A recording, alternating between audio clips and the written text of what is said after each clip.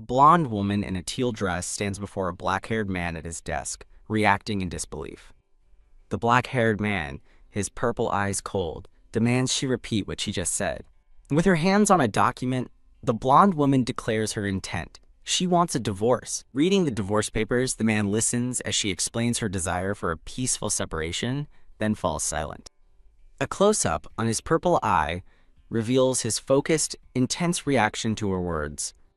The blonde woman stands her ground as his shadowy hands seem to tear through the air before her. He crumples the document, reminding her their marriage was a state matter arranged personally by His Majesty. His eyes narrow with resolve as he insists this is not a decision to be taken lightly. The blonde woman thinks to herself that she expected this reaction exactly. He states plainly that this is what His Majesty has ordered. The determined blonde woman and the stoic black-haired man face each other in a silent standoff. Ding dong.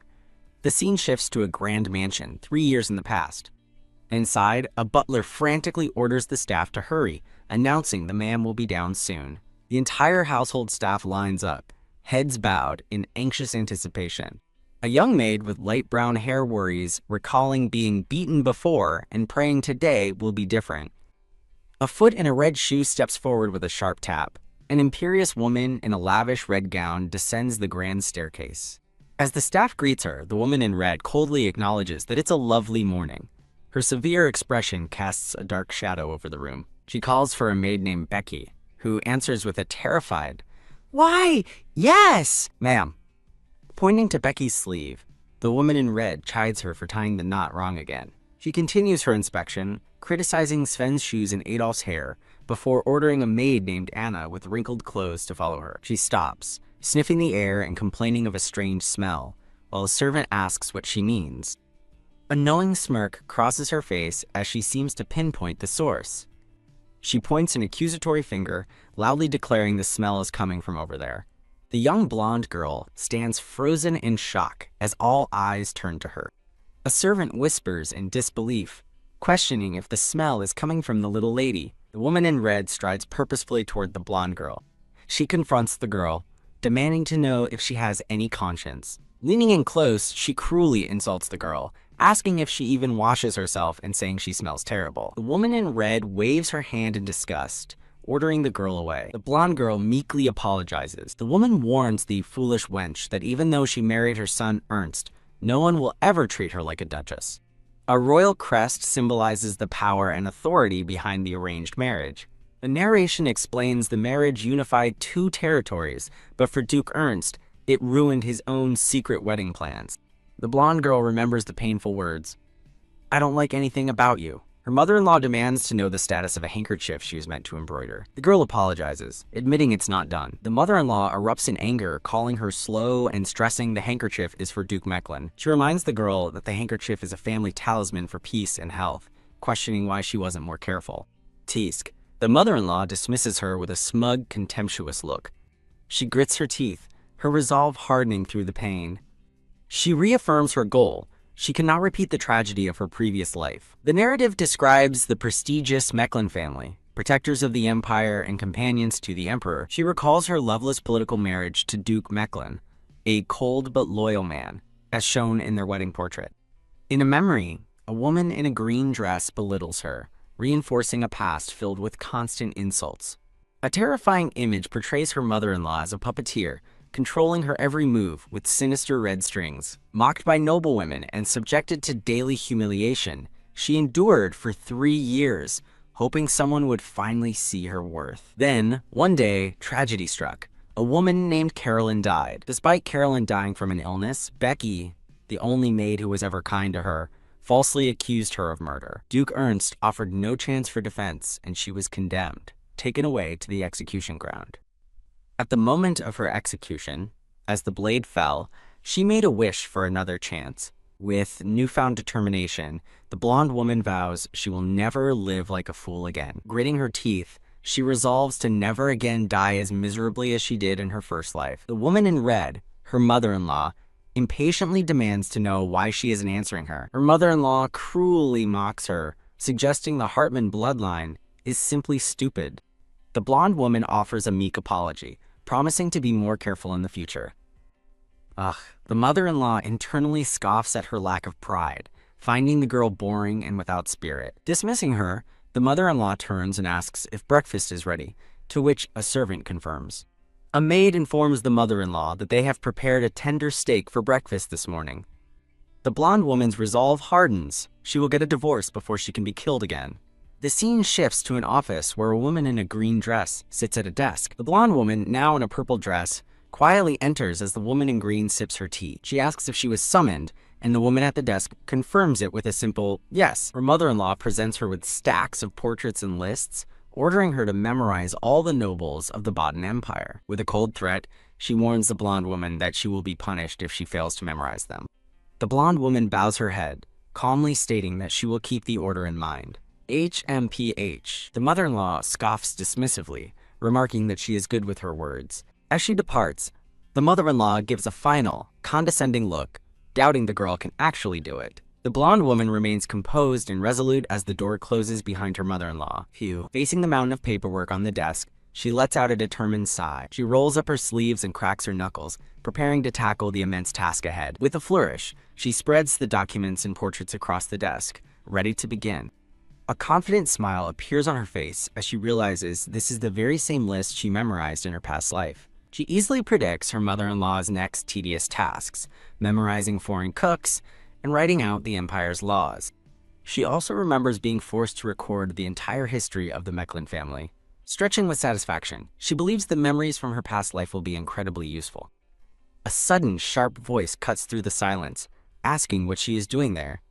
Ah! Startled by the unexpected intrusion, she gasps in surprise. She looks up to see the stern face of Duke Mechlin, her husband, and recognizes him with shock.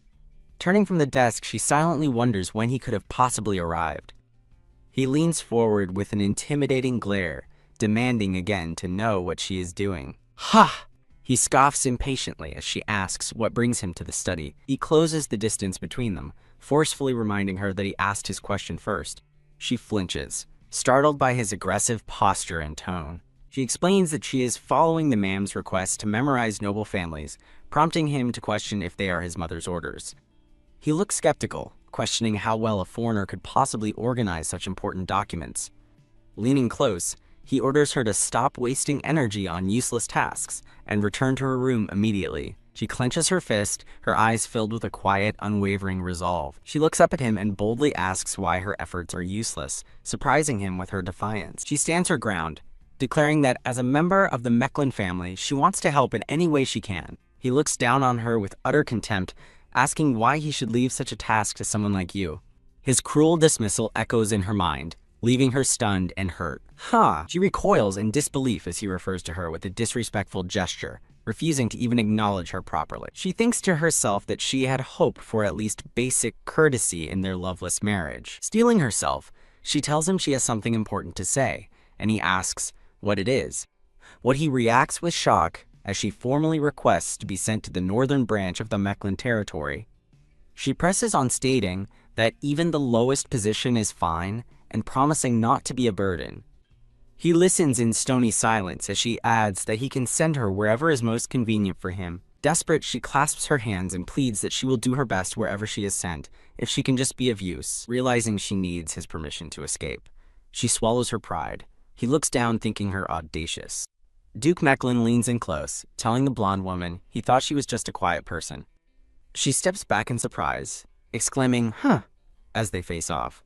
He glares at her, coldly stating his least favorite type of person is one who doesn't know their place. His voice echoes with contempt, reminding her that her value as a princess ended the moment she married. He orders her to stay quiet, do her embroidery, and faithfully fulfill her role as a duchess. A painful memory surfaces of noble women mocking her, calling her a stupid parrot from a faraway island.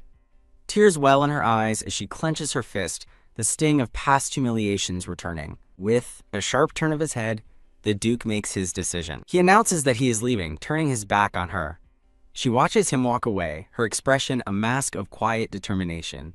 The Duke stands tall and imposing in his formal attire, an unapproachable figure of authority. She reflects that while she was indifferent, she was never disrespectful, seeing her actions as mere formalities of a wife.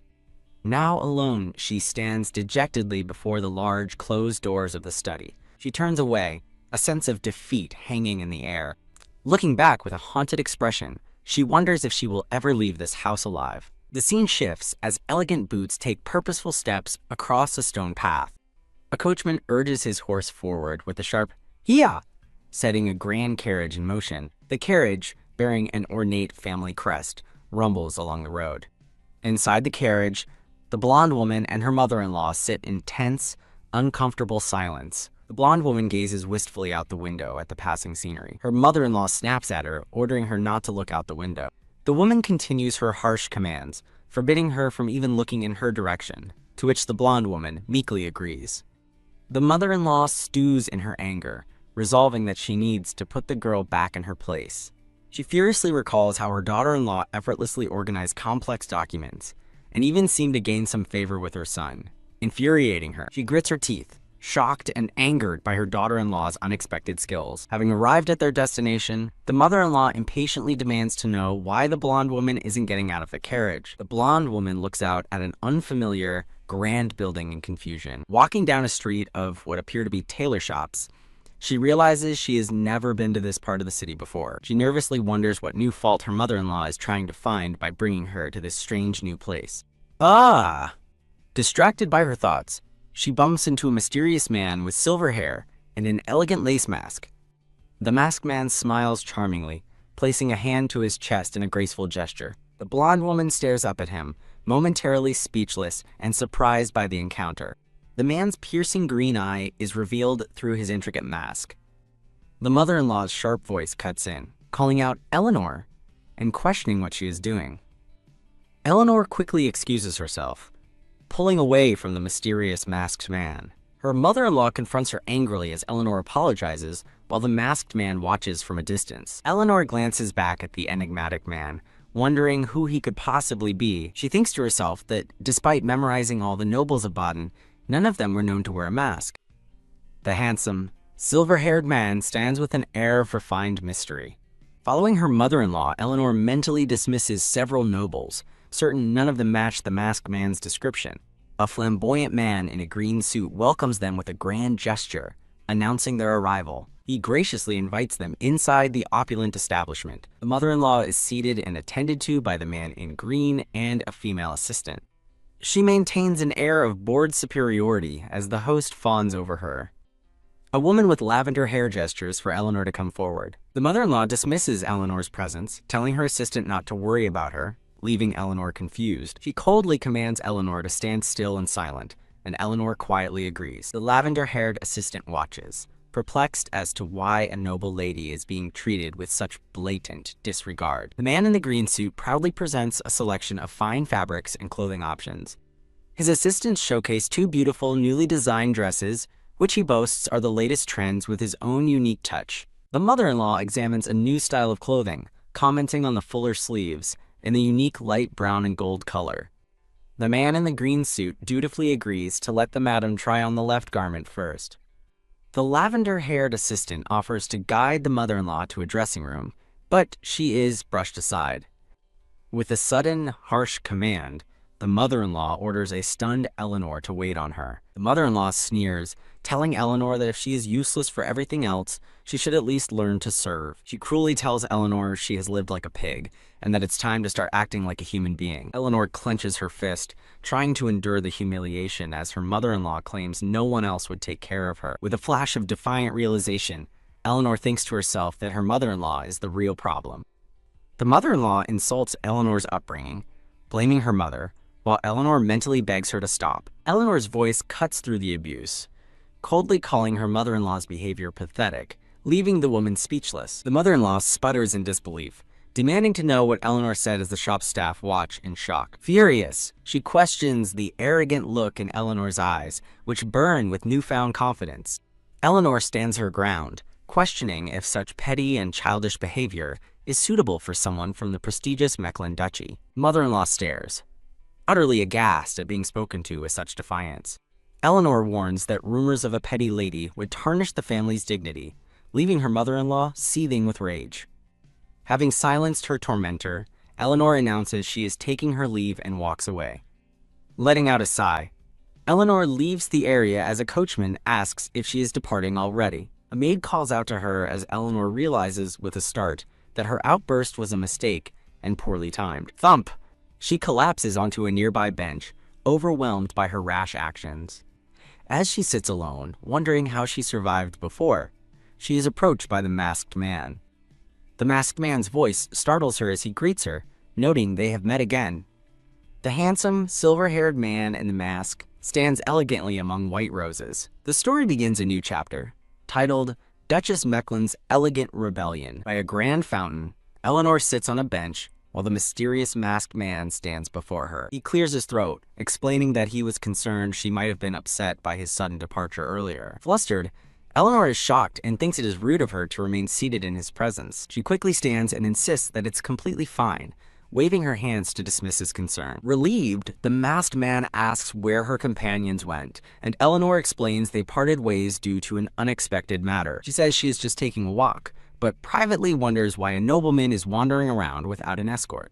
The masked man smoothly adjusts his ornate brooch. Eleanor comically wonders if this man who is offering favors to a stranger is some kind of weirdo. Smiling graciously, she declines his offer and tells him not to feel uncomfortable. Watching her smile, the masked man looks on with intrigue and softly says, "I see." The masked man maintains his poised and mysterious demeanor. She hears the name Lennox and, though she doesn't recognize it, feels a strange sense of familiarity. The name resonates deep within her, feeling like someone she has longed for over a very long time. A dark-haired man approaches and offers his help, causing Eleanor to gasp in recognition. The newcomer is revealed to be a strikingly handsome man with dark purple hair and a formal cravat. She identifies him as Nestro from the powerful Baden family, wondering what such a high-ranking noble is doing here. His delicate features and pale skin remind her of a portrait she recently had to memorize. Despite his appearance, she senses a cold and demanding nature beneath the surface. With a graceful curtsy, she formally introduces herself as Eleanor von Mecklen. She worries about what they would think if they discovered she was the Princess of Hartmann, fearing their scorn or pity. Nestro's eyes widen slightly in recognition as he addresses her as the Duchess of Mecklen. He offers a respectful apology, admitting he should have been the first to greet her. Lennox also offers a polite greeting to Lady Mecklen, placing a hand over his heart. Eleanor is moved, wondering if this is the first time anyone in Baden has treated her with such genuine respect. Nestro holds his formal pose, his hand placed respectfully over his chest. Lennox questions Nestro's uncharacteristic behavior toward a stranger, but Nestro retorts that calling a duchess a stranger is rude. Lennox remarks that's how it seemed to him, as Eleanor observes the two men, finding their formal dynamic odd. As a red-haired woman bows, the dark-haired man announces his departure to his masked, white-haired companion. Suddenly, the blonde woman gasps and dashes away, surprising the two men. Voices call out, my lady, as she runs with a look of sheer determination in her eyes. The masked man stops her, asking if he might have a favor, and she warily questions what kind. He gently requests a bit of her time, suggesting they share a cup of tea. The blonde woman looks on with a hint of nervousness, contemplating his unexpected offer. The scene transitions to the three of them strolling down a grand, sun-drenched garden path. Awed by the magnificent garden, she wonders aloud if Lennox is of high enough rank to own such a property. She calls out to Lennox, the masked man, who graciously tells her to ask her question. Before she can, the dark-haired man reveals that this was once the palace of the former empress. The blonde woman is utterly horrified by the shocking revelation, her hands flying to her mouth. She realizes with a jolt that Lennox must be a member of the imperial family. Her dark-haired companion puts a finger to his lips, quietly asking her to keep their visit a secret. Lennox playfully flicks the other man's hand away from his face with a sharp tap.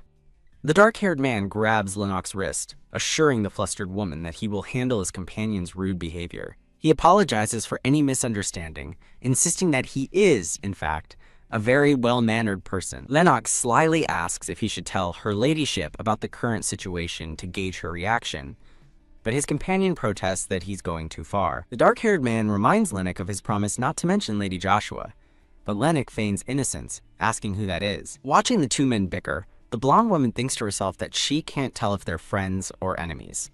A sudden question about her life in Baden makes her gasp, catching her completely off guard. She explains that she is still adjusting after only a month, though the food is comfortingly similar to her home in Hartman. Lennox clarifies that he was asking about the people, not the food, and wonders if she feels lonely among strangers. The dark-haired man interjects, telling Lennox to stop meddling, as the Duchess of Mechlin is perfectly capable of handling herself.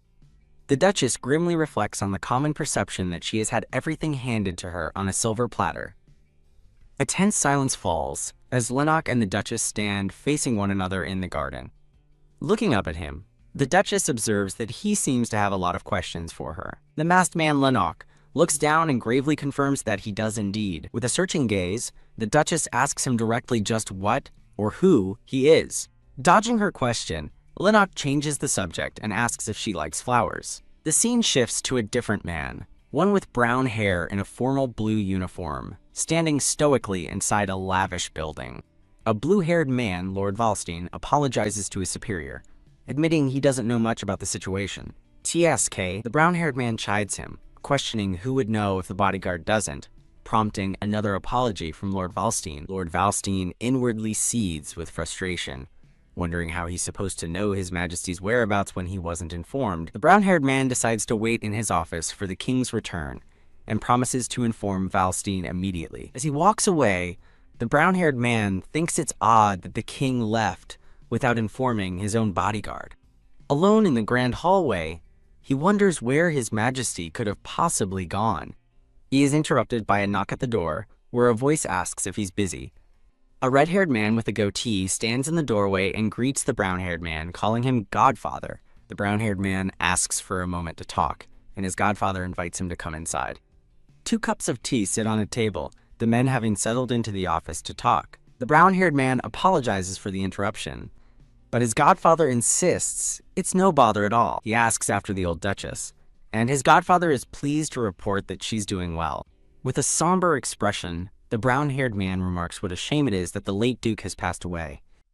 His godfather sips his tea, sensing his godson has a specific reason for this visit. The brown-haired man asks if he's heard about the Empress Dowager's search for a new maid, inwardly thinking, I knew it. He confirms that an official notice was sent to all departments and that the selection process will begin next week. Changing the subject, the godfather asks if he has seen Brianna lately. The brown-haired man confirms they met for tea at the palace a little while ago. With a sigh, the godfather reveals his daughter, Brianna, wants to become the Empress Dowager's maid, much to the brown-haired man's concern. The godfather explains that palace life is unforgiving, where even a small mistake can lead to being expelled by one's superiors. An unseen speaker reflects on the palace, calling it a dirty place of pointless fights and humiliation. A man with red hair and piercing red eyes asks someone to take care of a matter for him. The red-haired man asks a brown-haired officer to help a woman named Brianna adjust to palace life. The brown-haired officer believes that if he, the emperor's confidant, steps forward, Brianna's entrance into the palace will be easier. A sinister-looking woman with brown hair and glasses wonders if this is why her mother has been mentioning Brianna so frequently. Asked if the task is too much trouble, the brown-haired officer remains silent and serious. With a determined look, the officer resolves to speak with His Majesty directly.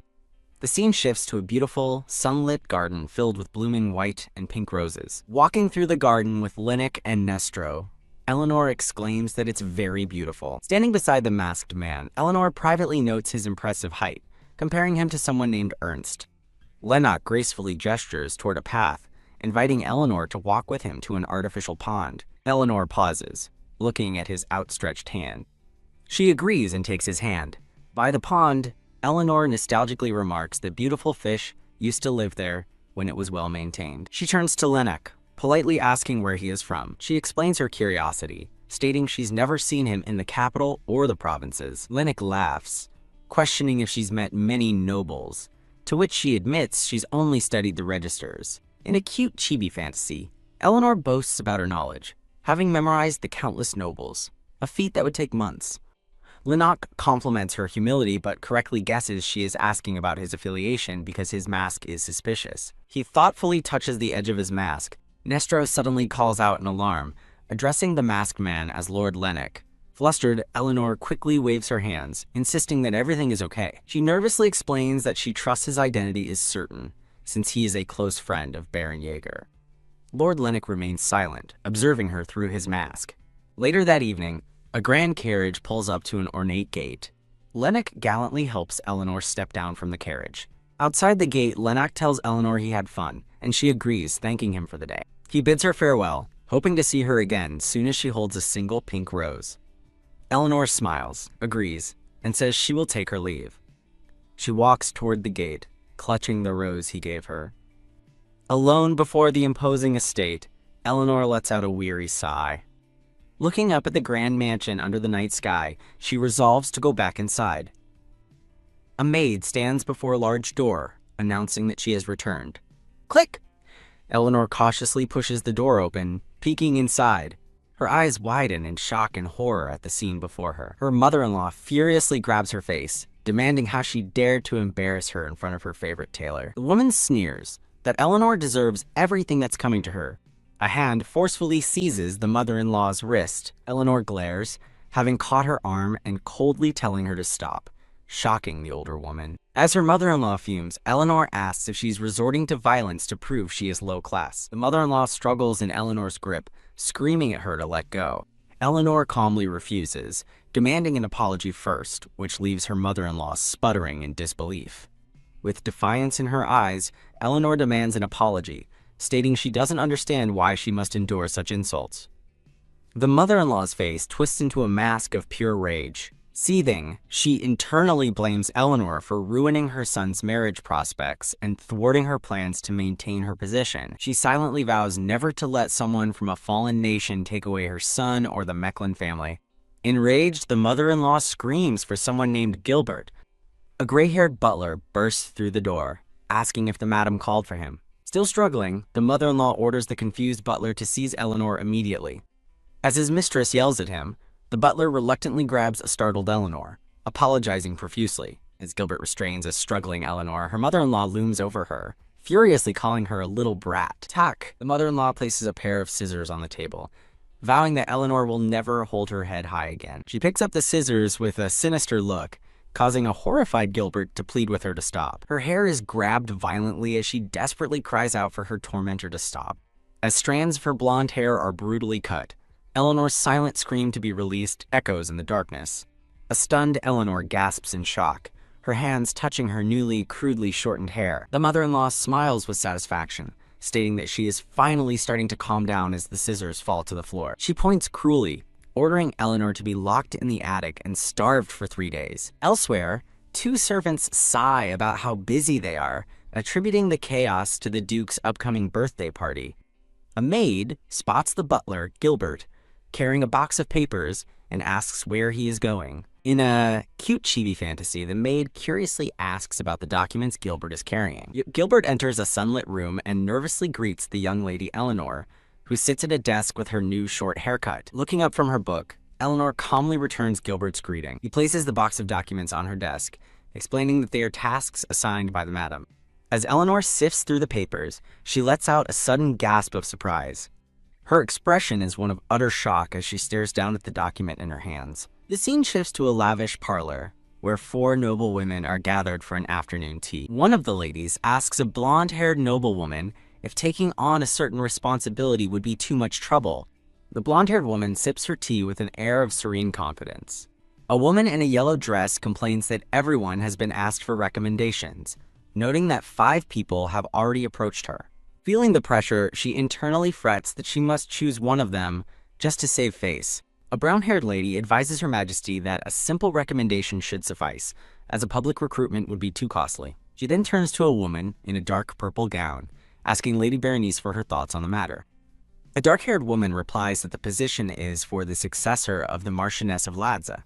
The woman in yellow argues, questioning why they need to be so cautious in choosing a successor. She waves her hand dismissively, confident that as long as the new lady-in-waiting is properly trained, there will be no issues. Becoming flustered, she adds that the previous Marchioness performed the same duties they all do.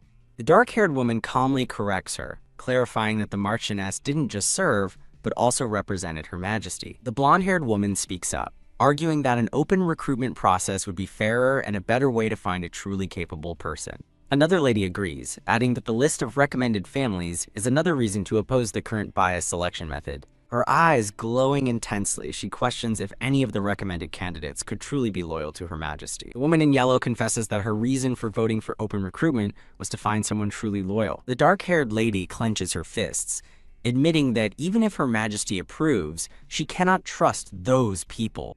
As two women look on grimly, narration explains the Emperor's only real support comes from the Empress Dowager. Creak, back in the mansion, a nervous Eleanor pushes open the door to the attic. A maid carrying linen spots her and calls out, "Young lady." The maid reveals the madam has been searching for her, but Eleanor quickly changes the subject, asking about the Duke. When the maid offers to announce her to the Duke, Eleanor quickly refuses, deciding to go herself. Eleanor worries, realizing her mother-in-law, Carolyn, must have caused a huge scene after their confrontation earlier. Flashing back to the tailor shop incident, she thinks with certainty that Carolyn would not have stayed quiet about the humiliation. The scene returns to the royal court, where a red-eyed lady asks Her Majesty in shock what she means. She pleads with the queen to take back her absurd words, questioning who would dare call her old. The woman in yellow realizes Her Majesty is feigning ignorance and using Lady Berenice to indirectly state her own wishes. Understanding the political play, the blonde-haired woman smiles and agrees to hold an open recruitment as per Her Majesty's will. Defeated, the woman in yellow bows her head and says she will begin the preparations at once. The blonde woman touches her chin, already looking forward to seeing what kind of candidate the open recruitment will bring. Elsewhere, a noble woman in a purple dress sits alone, pondering the Empress Dowager's public recruitment of ladies-in-waiting. She realizes this could be an opportunity to place a spy in the Empress Dowager's palace, with which she is often at odds. A voice from off-screen suddenly addresses her as, "Madam." The butler, Gilbert, informs the madam that a guest has arrived, leaving her to wonder who it could be. The butler, Gilbert, respectfully announces that the guest is Lady Brianna. The madam, Carolyn, springs to her feet in startled surprise. The click-clack of elegant heels announces the guest's arrival. Carolyn calls out, "Brianna!" as she rushes to greet the approaching red-haired woman. The guest, a smiling red-haired woman named Brianna, holds a teacup with cheerful anticipation. Brianna curtsies gracefully before Carolyn, stating that it has been a while since they last met. Carolyn warmly takes Brianna's hands, telling her to skip the formal greetings between them. Brianna presents a gift to a surprised Carolyn, hoping that she will like the small token.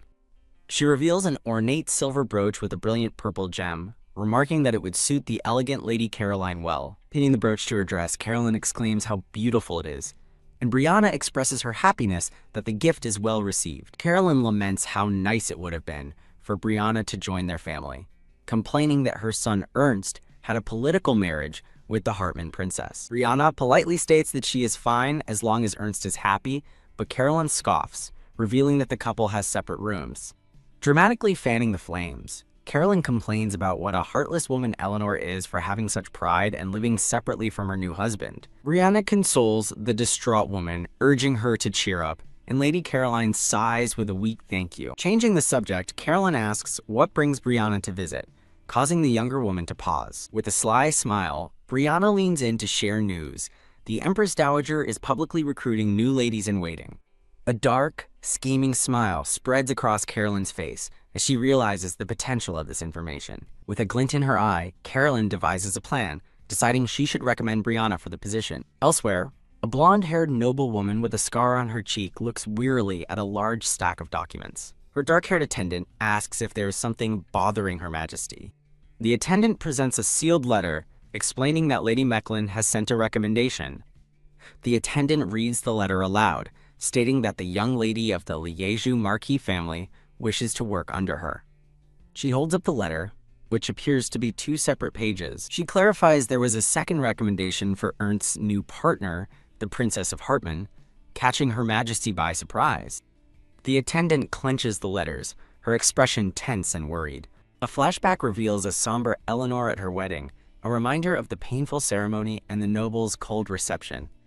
The attendant's eyes narrow with resolve. She praises Lady Brianna's experience, highlighting her unique volunteer work at the temple as a refreshing quality. Her Majesty listens, agreeing that she also found that part of the recommendation refreshing. The attendant concludes that she is not particularly looking forward to meeting the Hartman princess. Her Majesty smirks in agreement.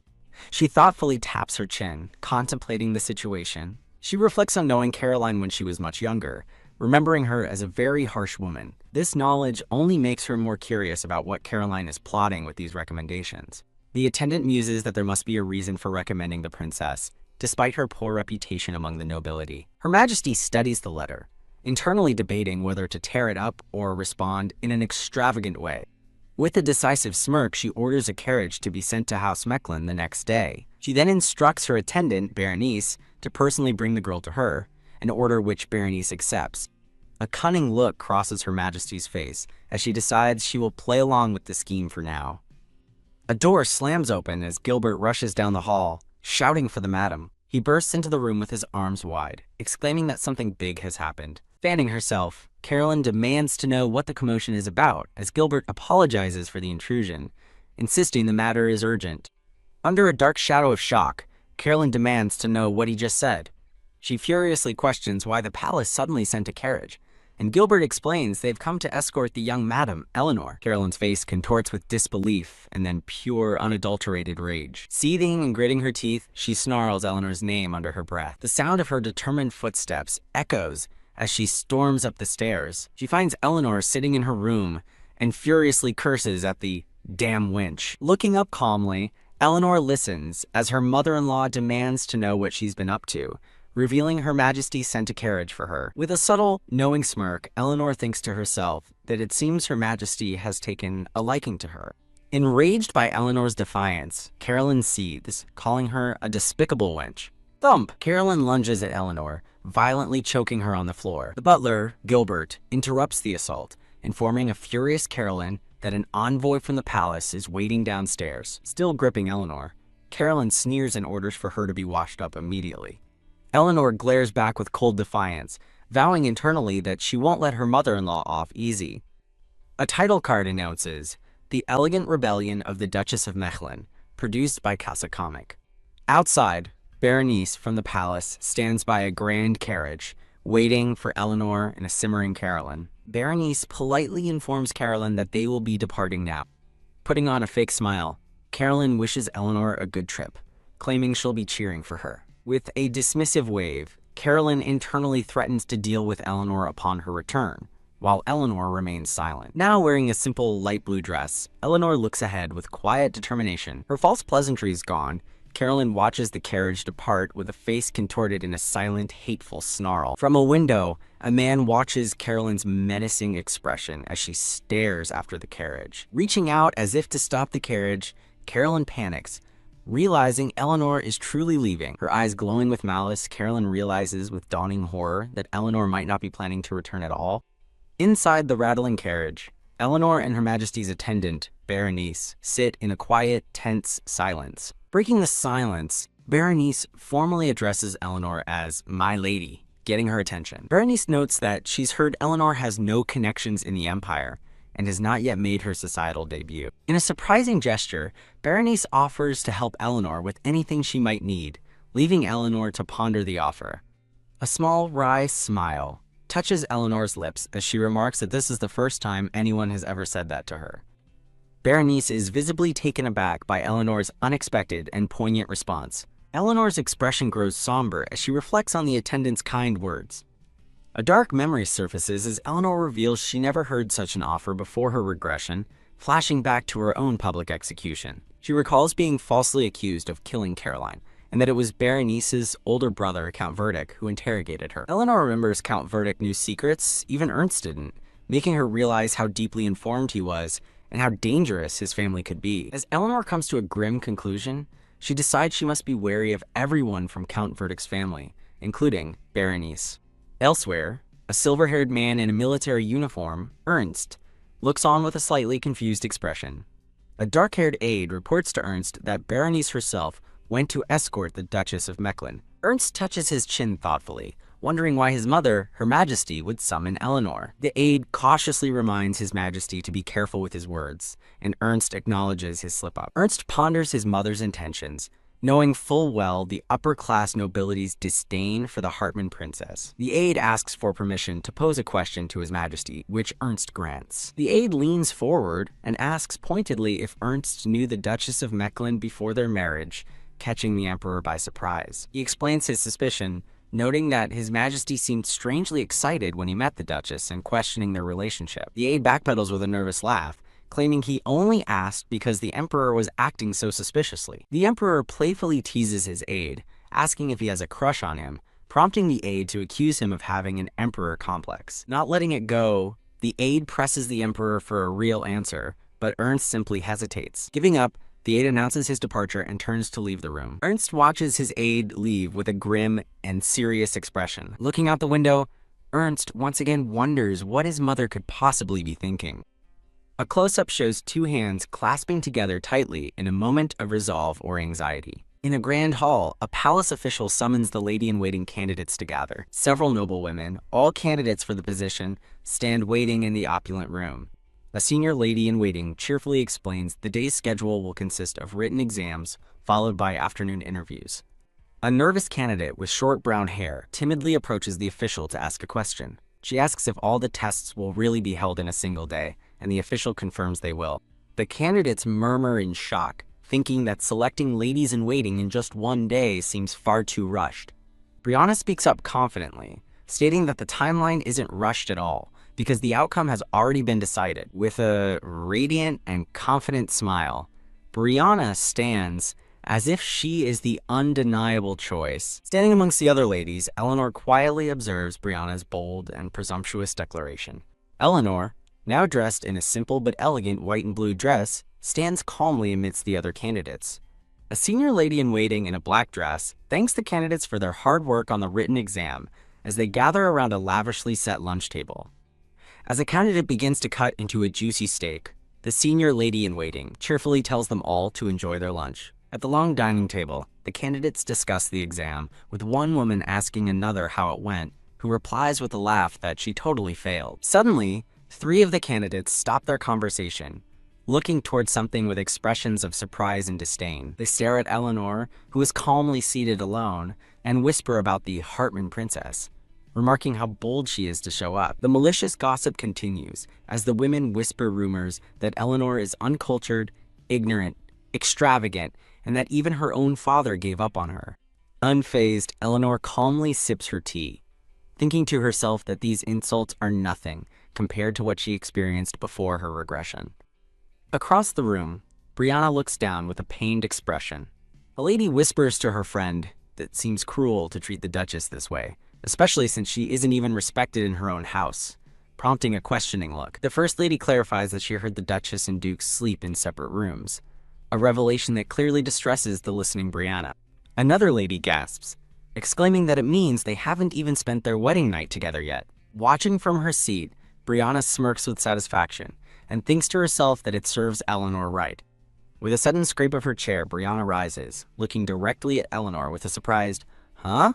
Now standing before a seated Eleanor, Brianna initiates a tense confrontation. With a menacing glare, Eleanor looks up at Brianna, calling her petty and suggesting she must still have feelings for the Duke. Eleanor continues her verbal assault with feigned sympathy, saying she understands how disheartening it must be to be rejected by His Grace. The other candidates overhear and whisper in shock, questioning if Lady Brianna was actually rejected by the Duke of Mechlin. With a sweet, almost mocking smile, Eleanor adds that she feels a bit uncomfortable with the situation. Brianna's face contorts in fury as she realizes Eleanor is accusing her of jealousy. The other ladies wonder what the confrontation is about, referring to Brianna as the haughty lady of Liegu. Thump. Brianna slams her hands on the table and screams, "Lies!" Enraged, Brianna accuses Eleanor of spreading false rumors, but Eleanor calmly replies that she is simply stating the facts as they are. Brianna demands an apology, threatening to report this to Lady Caroline if she doesn't comply. Eleanor turns the accusation around, stating Brianna tried to drive a wedge between her and the Duke and is the one spreading malicious rumors. Pointing accusingly, Brianna retorts that it's a fact they sleep in separate rooms and she's only telling the truth. With a confident smile, Eleanor asks if she may also speak the truth, leaving Brianna confused and wary. A flashback reveals Brianna desperately clinging to Ernst, pleading with him not to abandon her. Back in the present, a flustered Brianna warns Eleanor not to try and intimidate her with nonsense. Eleanor calmly brings up the past, reminding Brianna that even after clinging to Ernst in such a way, he still didn't see her as a woman, a statement that leaves Brianna utterly horrified and speechless.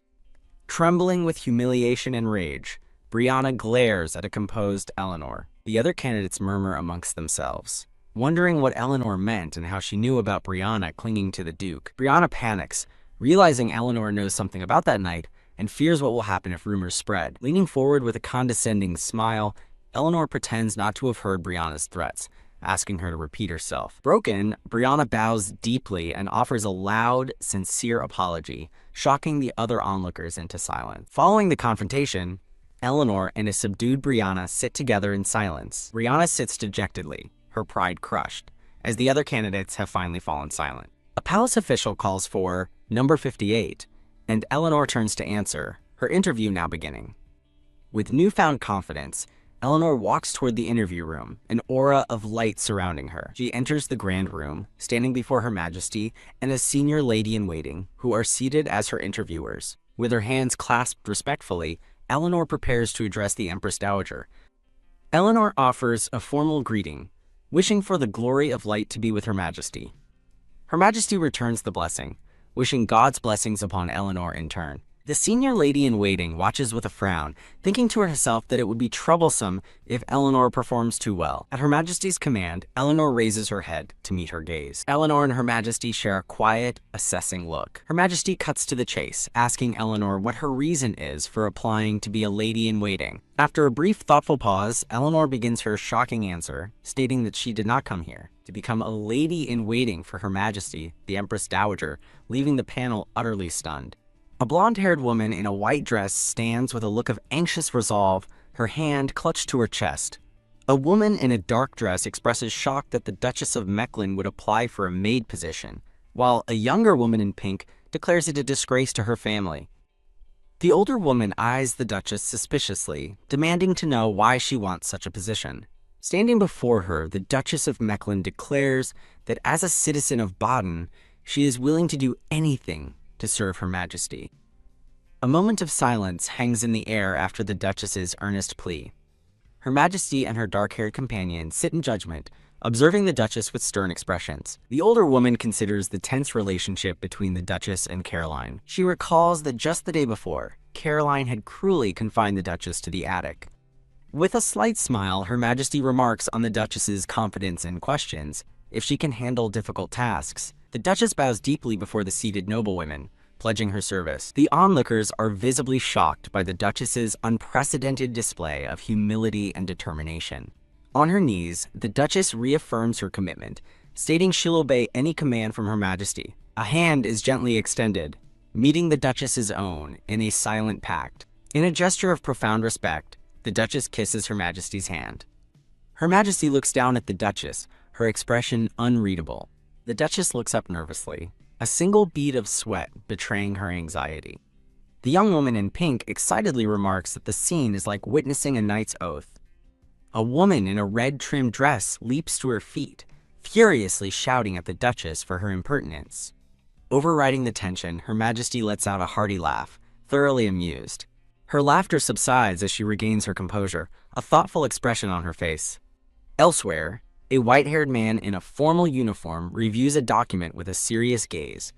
In a grand office, the white-haired man and a dark-haired subordinate examine stacks of papers. The two men continue their work in a shared, focused silence.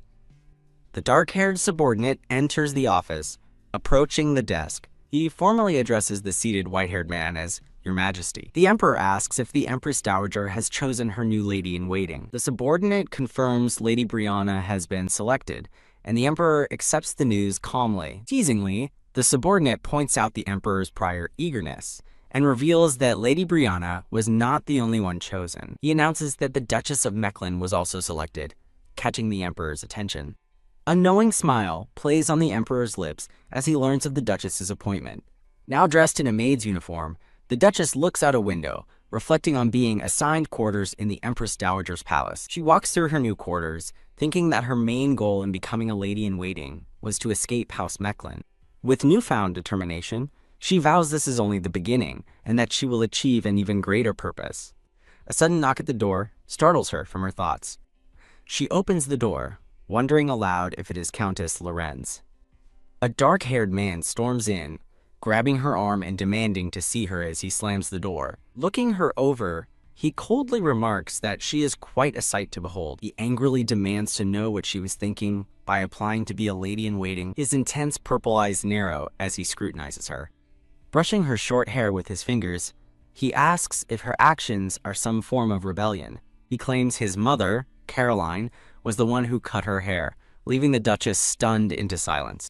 Correcting him, the Duchess clarifies that Caroline cut her hair with her own 2 hands. She recounts how Caroline's servant held her down before her hair was forcibly cut, and she was locked away, leaving the man speechless. He accuses her of lying, but she challenges him, asking if he can confidently say he knows everything about his mother. Her smile turns bitter as she begins to speak about Caroline's son. Gripping her neck, he sees that she has some nerve to spew such nonsense. He warns her not to drive a wedge between him and his mother with lies, telling her to just admit she hates Caroline. As tears well in her eyes, she looks at him with pained resignation, thinking to herself that this person will never change. With a surprising grab of the Empress Dowager's collar, Eleanor declares she will let her have the lady-in-waiting position. Elsewhere, Ernst, the Emperor, looks on with a frustrated and angry expression. In a flashback, Ernst tells a departing Eleanor that he will take her back, no matter what. A single tear falls from Eleanor's eye as she looks back with sorrow. Back in the present, Eleanor walks alone through the palace grounds, thinking she has nowhere to go. Gasp. Her lonely walk is interrupted as she suddenly bumps into someone. A handsome, silver-haired man in an ornate mask smiles down at her. The masked man greets her warmly, remarking what a coincidence it is to meet her there.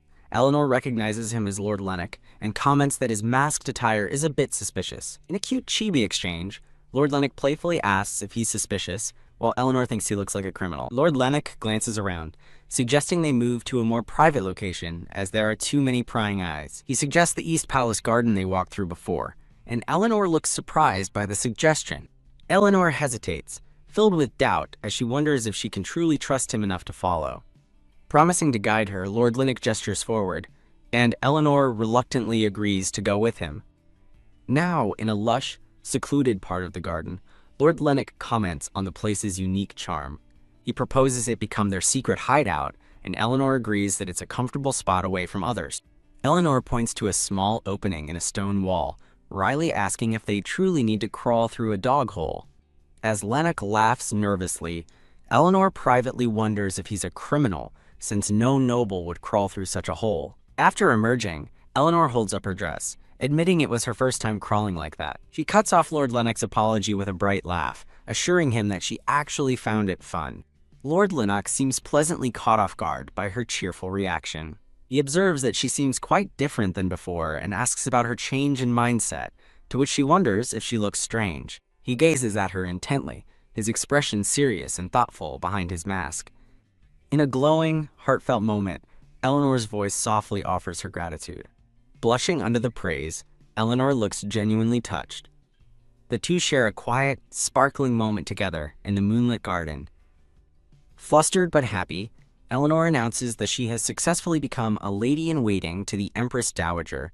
Lord Lennox calmly replies that he is already aware, surprising Eleanor. Eleanor explains that the selection is the hottest gossip in the palace. Quickly realizing why he would already know, Lord Lennox adds that interest grew because His Majesty was involved, and the Empress Dowager is known for being extremely particular. With a warm smile, Eleanor calls the Empress Dowager a wonderful person, which seems to surprise Lennox. Eleanor blushes as she explains.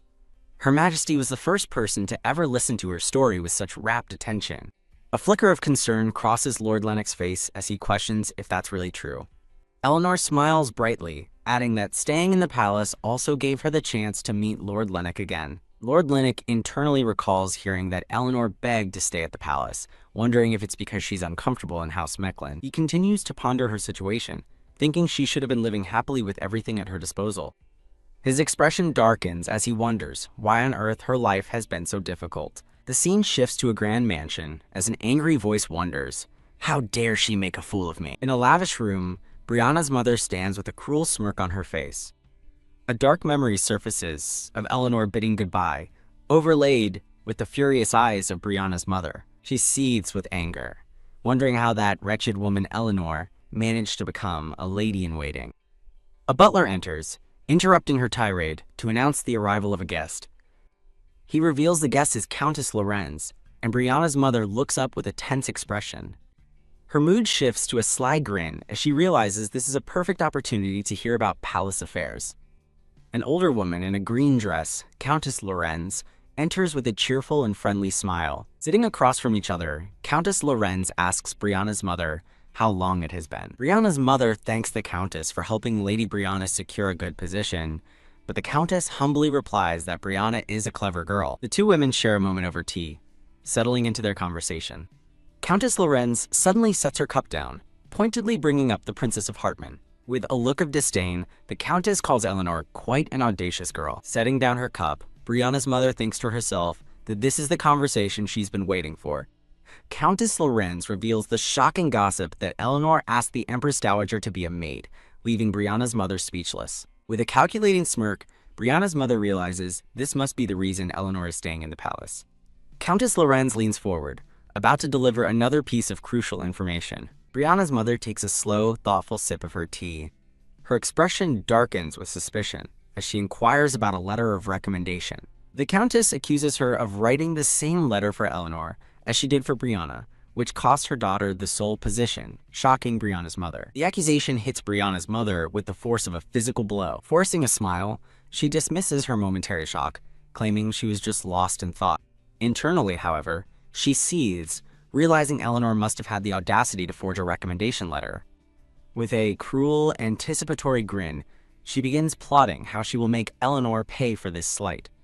Elsewhere, a young blonde woman in a maid's uniform inspects a pot of soup, thinking it looks too watery. A tired, blue-haired man named Aiden listens as a voice reports that the Saintess is praying for the unconscious emperor. As a hand caresses his cheek, a voice begs the blonde prince to be kind to the affection-seeking Saintess, but he coldly commands them to stop. The blonde prince smirks, ordering the messenger to tell someone named Phoebe not to be presumptuous. Turning to Aiden, the prince dismisses him, saying if that's his wish, he doesn't need to stay by his side, which startles Aiden. The prince muses that if he gives her any time, she'll spout nonsense, then pointedly asks Aiden for confirmation, shocking him. Sweating and clenching his fist, a nervous Aiden begins to address His Highness. The memory of Brianna's mother's sinister smile flashes, reinforcing her desire for revenge. A new scene introduces two serious-looking young women, one with long red hair and another with short blonde hair.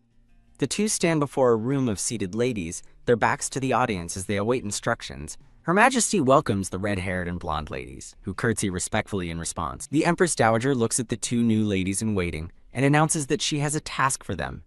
From inside a carriage, Aiden asks why Lord Vavil isn't wary of a Lady Veritas. In a cute chibi fantasy, the prince casually suggests Vavil likes her, much to Aiden's flustered surprise.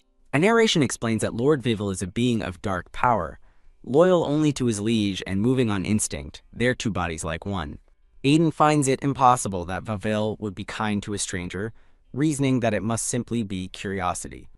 A flashback shows a white-haired woman pleading with a man named Hyperion that he alone must remember her. Returning to the present, the blonde prince wonders if she is the one he's been waiting for. A knight reports that a prisoner transfer was interrupted by a blast. Inside a carriage, a white-haired woman wonders about the delay while her attendant curses the situation. The red-haired lady challenges her blonde companion, asking if she truly poses a threat while awaiting Her Majesty's command. The Empress Dowager explains that she established an organization to aid the poor, which will be distributing soup today. She then officially tasks the two ladies with assisting the organization in her place. The blonde lady recognizes this as the first official test for the Empress Dowager's ladies-in-waiting.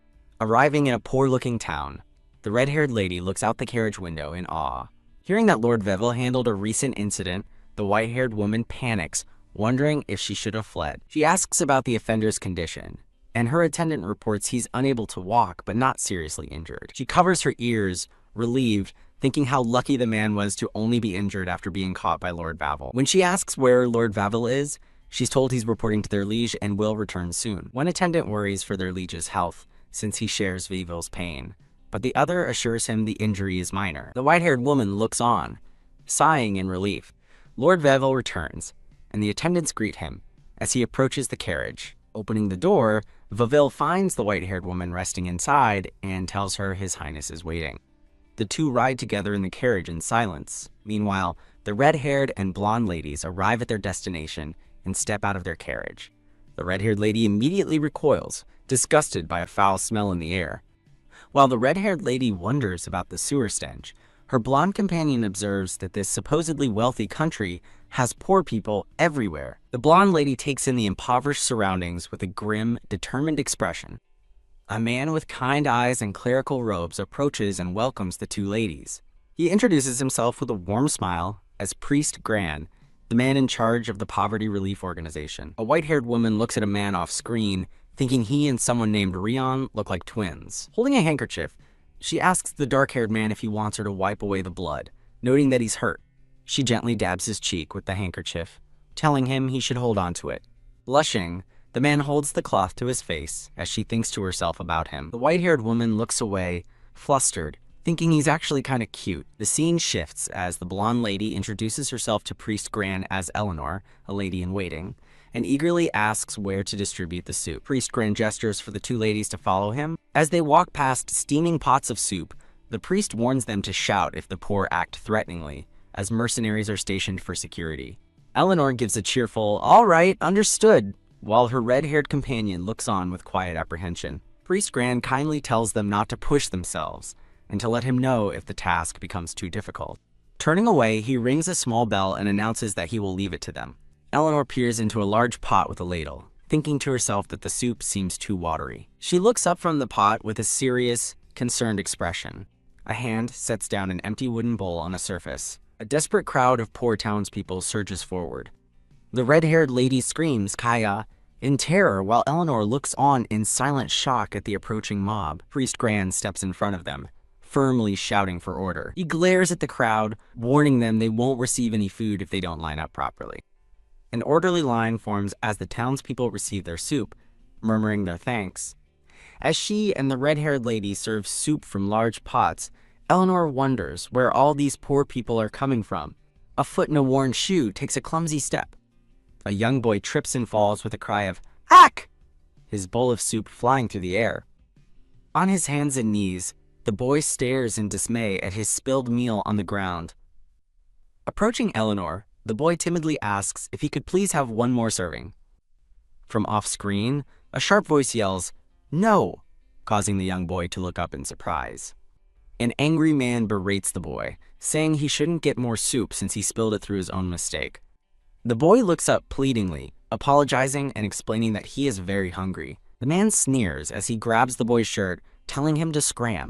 As the shoe steps forward, Eleanor intervenes, telling the man to please stop. The crowd watches as Eleanor stands protectively between the angry man and the frightened boy. The red-haired lady questions Eleanor, asking if she's really going to give the child more soup.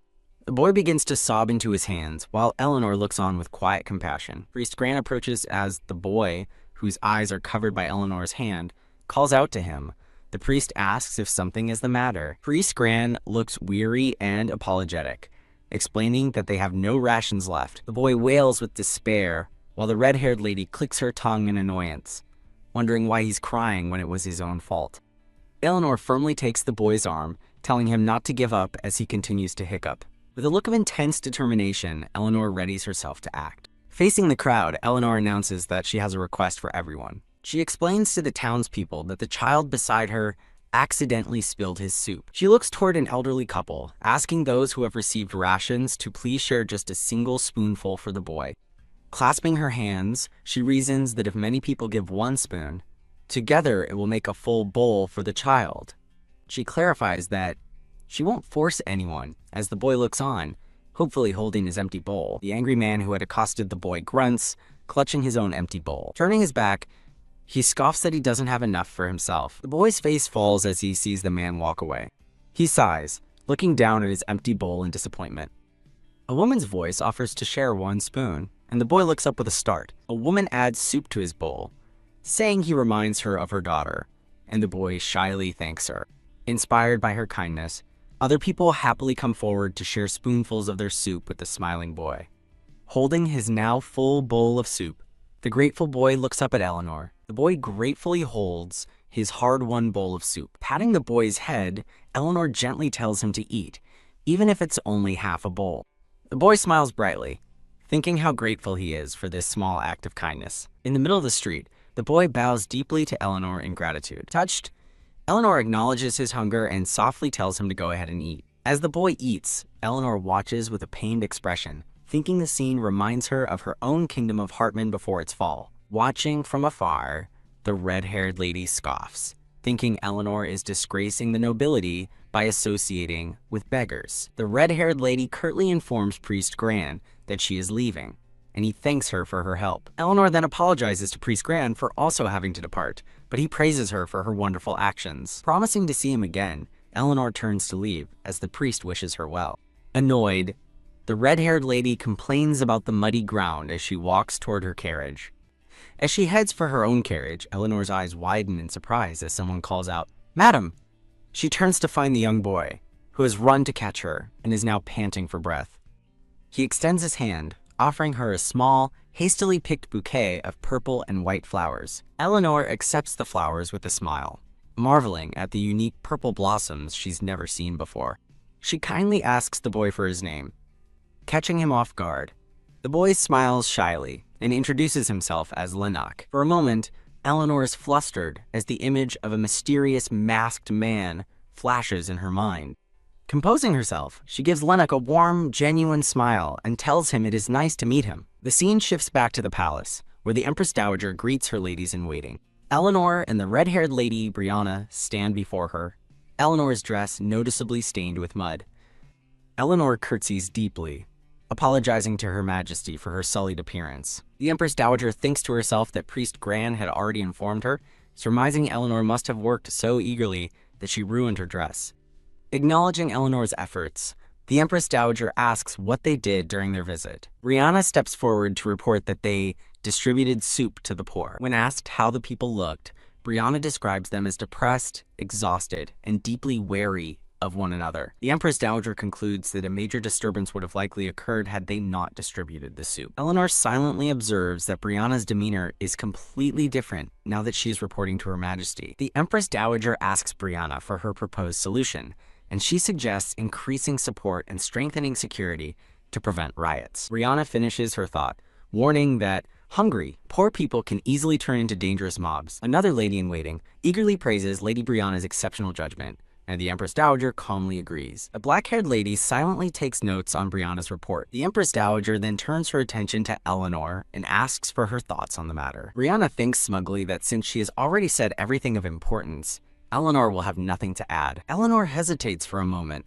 beginning to speak with the simple, "I." Taking a breath, she looks up with a newfound resolve shining in her eyes. Brianna recoils in shock at Eleanor's statement, demanding to know what she just said while the other ladies look on, stunned. A dark-haired lady thinks to herself that this is exactly why she was against the Hartman princess becoming a lady-in-waiting. The other ladies whisper nervously, unsettled by Eleanor's unexpected response.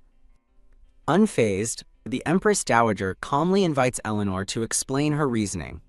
Eleanor begins to recount her experience, but changes the story, claiming the hungry boy who spilled his soup was unable to get a new serving. She continues the fabricated tale, stating that the child went around begging others to fill his empty bowl. In a dramatic twist, Eleanor falsely claims that the child's bowl was never filled, and says that this failure led them both to a realization.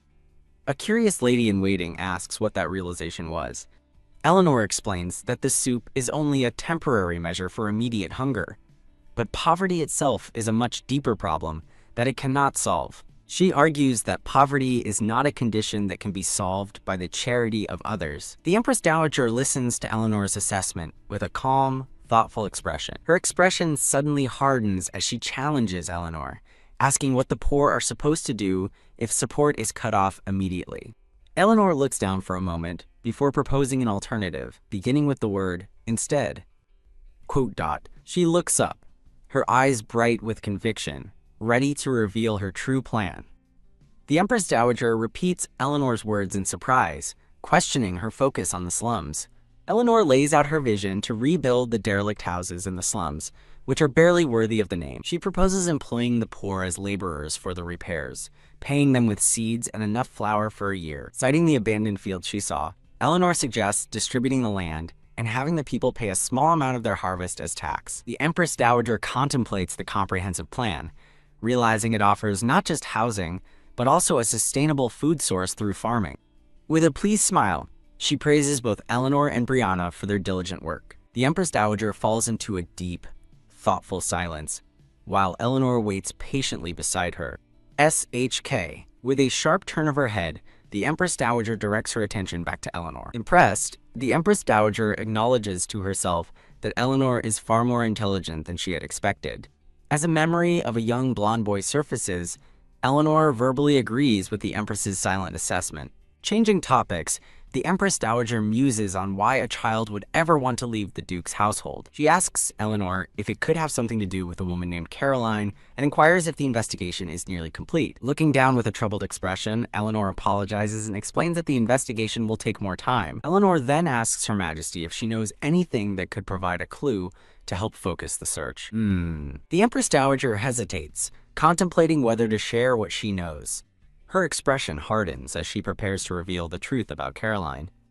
She reveals that Caroline is the second wife of the previous Duke of Mechlin, leaving Eleanor utterly stunned by the revelation. The scene changes, shifting to a lush palace garden adorned with bright pink peonies. A smiling, brown-haired lady invites everyone to enjoy themselves as the Empress Dowager looks on with a happy expression.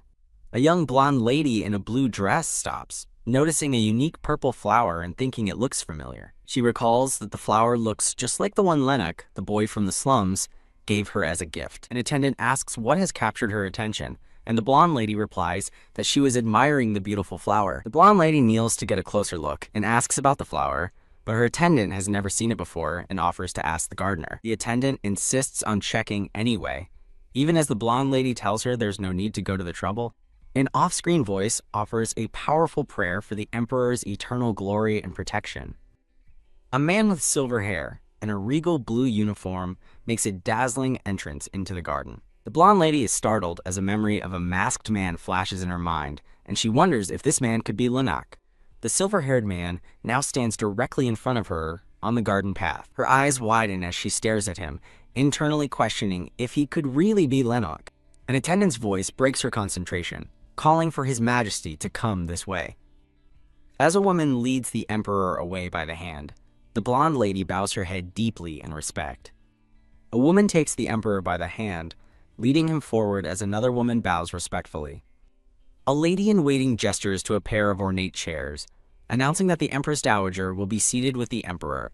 The Emperor and Empress Dowager are seen sitting opposite each other near a fountain, flanked by their guards. The blonde lady watches the Emperor, still wondering if he could be Lennox before dismissing the idea as impossible. The Emperor humbly tells the Empress Dowager that any success he has is thanks to his excellent subordinates. The blonde lady's eyes widen in shock upon hearing his words.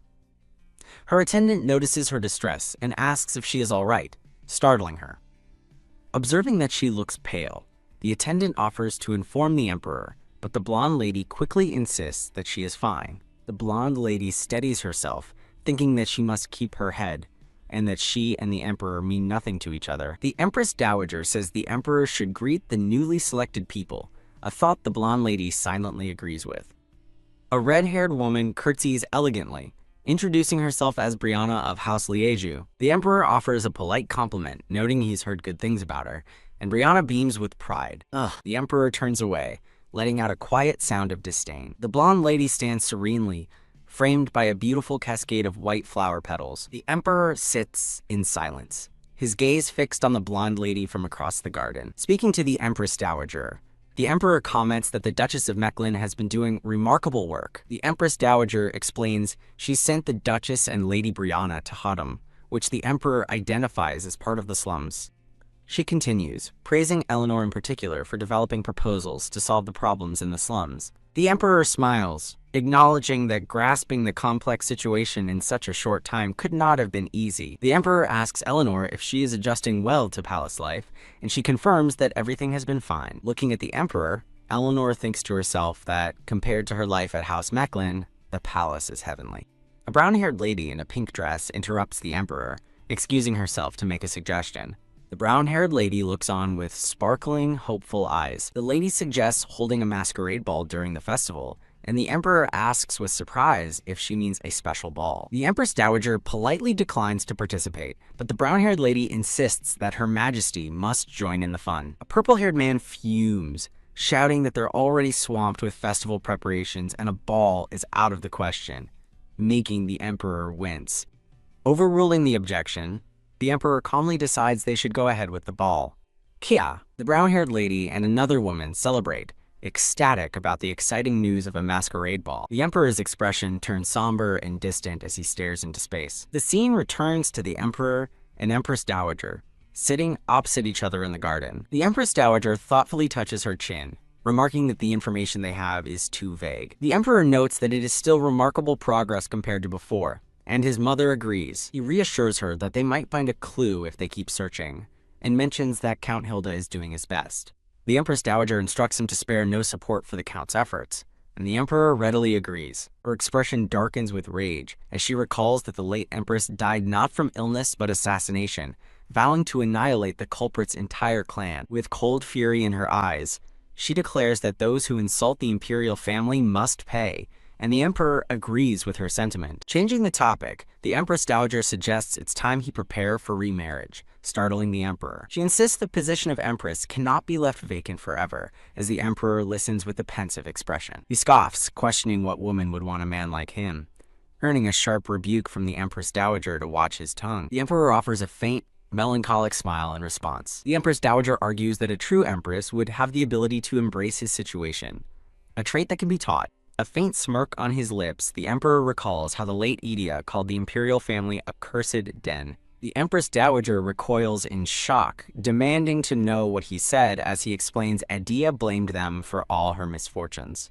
Calling it blasphemous nonsense, the Empress Dowager sits back down while the Emperor wonders if Idia died in vain from the family's power struggles. The Emperor looks on with a grim, determined expression. The Empress Dowager, looking pained, expresses her wish that the Crown Prince will not be hurt anymore, and sighs in distress. She pauses, lost in troubled thought, while the Emperor sits quietly before her. The Emperor acknowledges that the Empress's position cannot remain vacant, and agrees to consider a successor to his late mother. He trails off with a however, leaving his conditions unstated as the view pulls back. The scene shifts to Eleanor, standing alone with a pensive look on her face. Later, Eleanor stands in her room wearing a different dress. A soft light streaming through the window, she looks down with a troubled expression, a bead of sweat on her cheek. As she adjusts her dress, Eleanor clenches her fist, thinking to herself that something feels off. A formal introduction reveals the silver-haired man is Vlad Vent von Exnello-Baden, Emperor of the Baden Empire, also known as Went I. Eleanor realizes she's never heard the name Lanok within Emperor Vent's full name. Recalling the mysterious masked man, she touches her chin thoughtfully and wonders if Lanok is simply an alias. A voice suddenly calls out to Lady Eleanor, snapping her out of her deep thoughts. The brown-haired lady, who now stands before a startled Eleanor, apologizes for surprising her. A tiny chibi version of Eleanor recognizes her visitor as Lady Nora. Eleanor apologizes for being lost in thought and asks Lady Nora what brings her to her room. With a charming smile, Lady Nora asks Eleanor if she would care for some tea. Lady Nora extends a formal invitation for Eleanor to join her for tea in her room. Eleanor looks surprised by the sudden invitation and hesitantly asks for clarification. The scene transitions to a table elegantly set with several delicate teacups. The view pans over a magnificent, sunlit garden, featuring a large fountain and pristine hedges. Eleanor and Lady Nora sit at a table in a beautiful gazebo, where Nora points out the view of His Majesty's garden. Nora shares that this is her favorite spot, and Eleanor simply acknowledges her statement. Lady Nora kindly asks about Eleanor's tea preference, recommending the Ronline blend for a clean taste. Eleanor listens attentively as Nora praises the tea blender and mentions he has just opened a new shop. Lady Nora explains that the fragrant tea is from the new shop she had mentioned earlier. Eleanor decides to have that one, and Lady Nora happily praises her excellent choice. The two ladies enjoy their tea in a sun-drenched gazebo with a breathtaking view of the palace. Lady Nora confesses she's been wanting to have tea with Lady Eleanor, who looks surprised by the admission. With sparkling eyes, Lady Nora gushes about how impressive Eleanor was during the lady-in-waiting interview. Eleanor recalls, with a slightly embarrassed smile, how she knelt and pledged to be the Empress Dowager's servant. A chibi Nora declares Eleanor was like a swordless knight, a scene she found incredibly moving. Nora internally frets that she's brought up painful rumors, flashing back to a memory of a cruel woman yelling before a beeping sound interrupts the thought. As Nora panics, Eleanor calmly observes her, thinking how cute she is and wondering if she was ever so innocent. Nora formally apologizes to Eleanor, explaining she didn't mean to offend her with her words. Eleanor reassures her that no apology is needed, but trails off as she prepares to ask a question. Looking directly at a startled Nora, Eleanor asks what kind of rumors are circulating about her. As Nora hesitates, Eleanor clarifies that she isn't seeking to argue about the truth of the rumors. Seeing Nora's thoughtful expression, Eleanor presses on, asking what her purpose is then.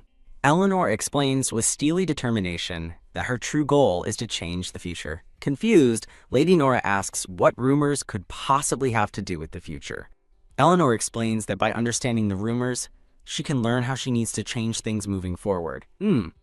Lady Nora contemplates Eleanor's unusual request with a serious expression. Nora agrees to share what she knows, but only if Eleanor promises secrecy, which she readily gives. Nora reveals a rumor she heard from Cordelia Kazak that Eleanor was a reason for the fall of House Hartman. The rumor paints a picture of Eleanor's vanity and extravagant spending, even as her people were starving to death.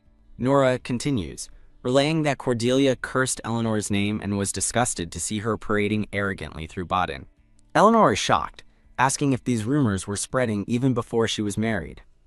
A dark memory flashes of a man's face, twisted in a silent, furious clench of his jaw, her eyes glowing with cold realization. Eleanor deduces this is why she was judged so harshly, and immediately suspects Caroline. An image of a sinister-looking Caroline looms behind Eleanor as she considers her as the source. Eleanor dismisses the thought, realizing it couldn't have been Caroline since there was no talk of her marriage to Ernst back then. Snapping Eleanor from her thoughts, a concerned Lady Nora asks if she is truly all right. Eleanor thanks Nora for telling her, and Nora in turn apologizes for having judged her based on those rumors. Lady Nora shyly asks if they could have tea together like this again in the future. When Eleanor expresses concern about causing trouble, Nora dismisses it and cheerfully exclaims, "I like you, Lady Eleanor." Nora extends her hand, making a pinky promise gesture. As Eleanor questions day one, Nora enthusiastically clarifies it's day one of their new friendship. Nora asks for her thoughts, and Eleanor is privately surprised to see this forward, charming side of her. Bathed in golden light, Eleanor offers a warm and genuine smile of acceptance. Later, walking alone through a palace corridor, Eleanor wonders who could be spreading such malicious, false rumors about her. She concludes that between Lennox's situation and this new mystery, she needs time to sort everything out.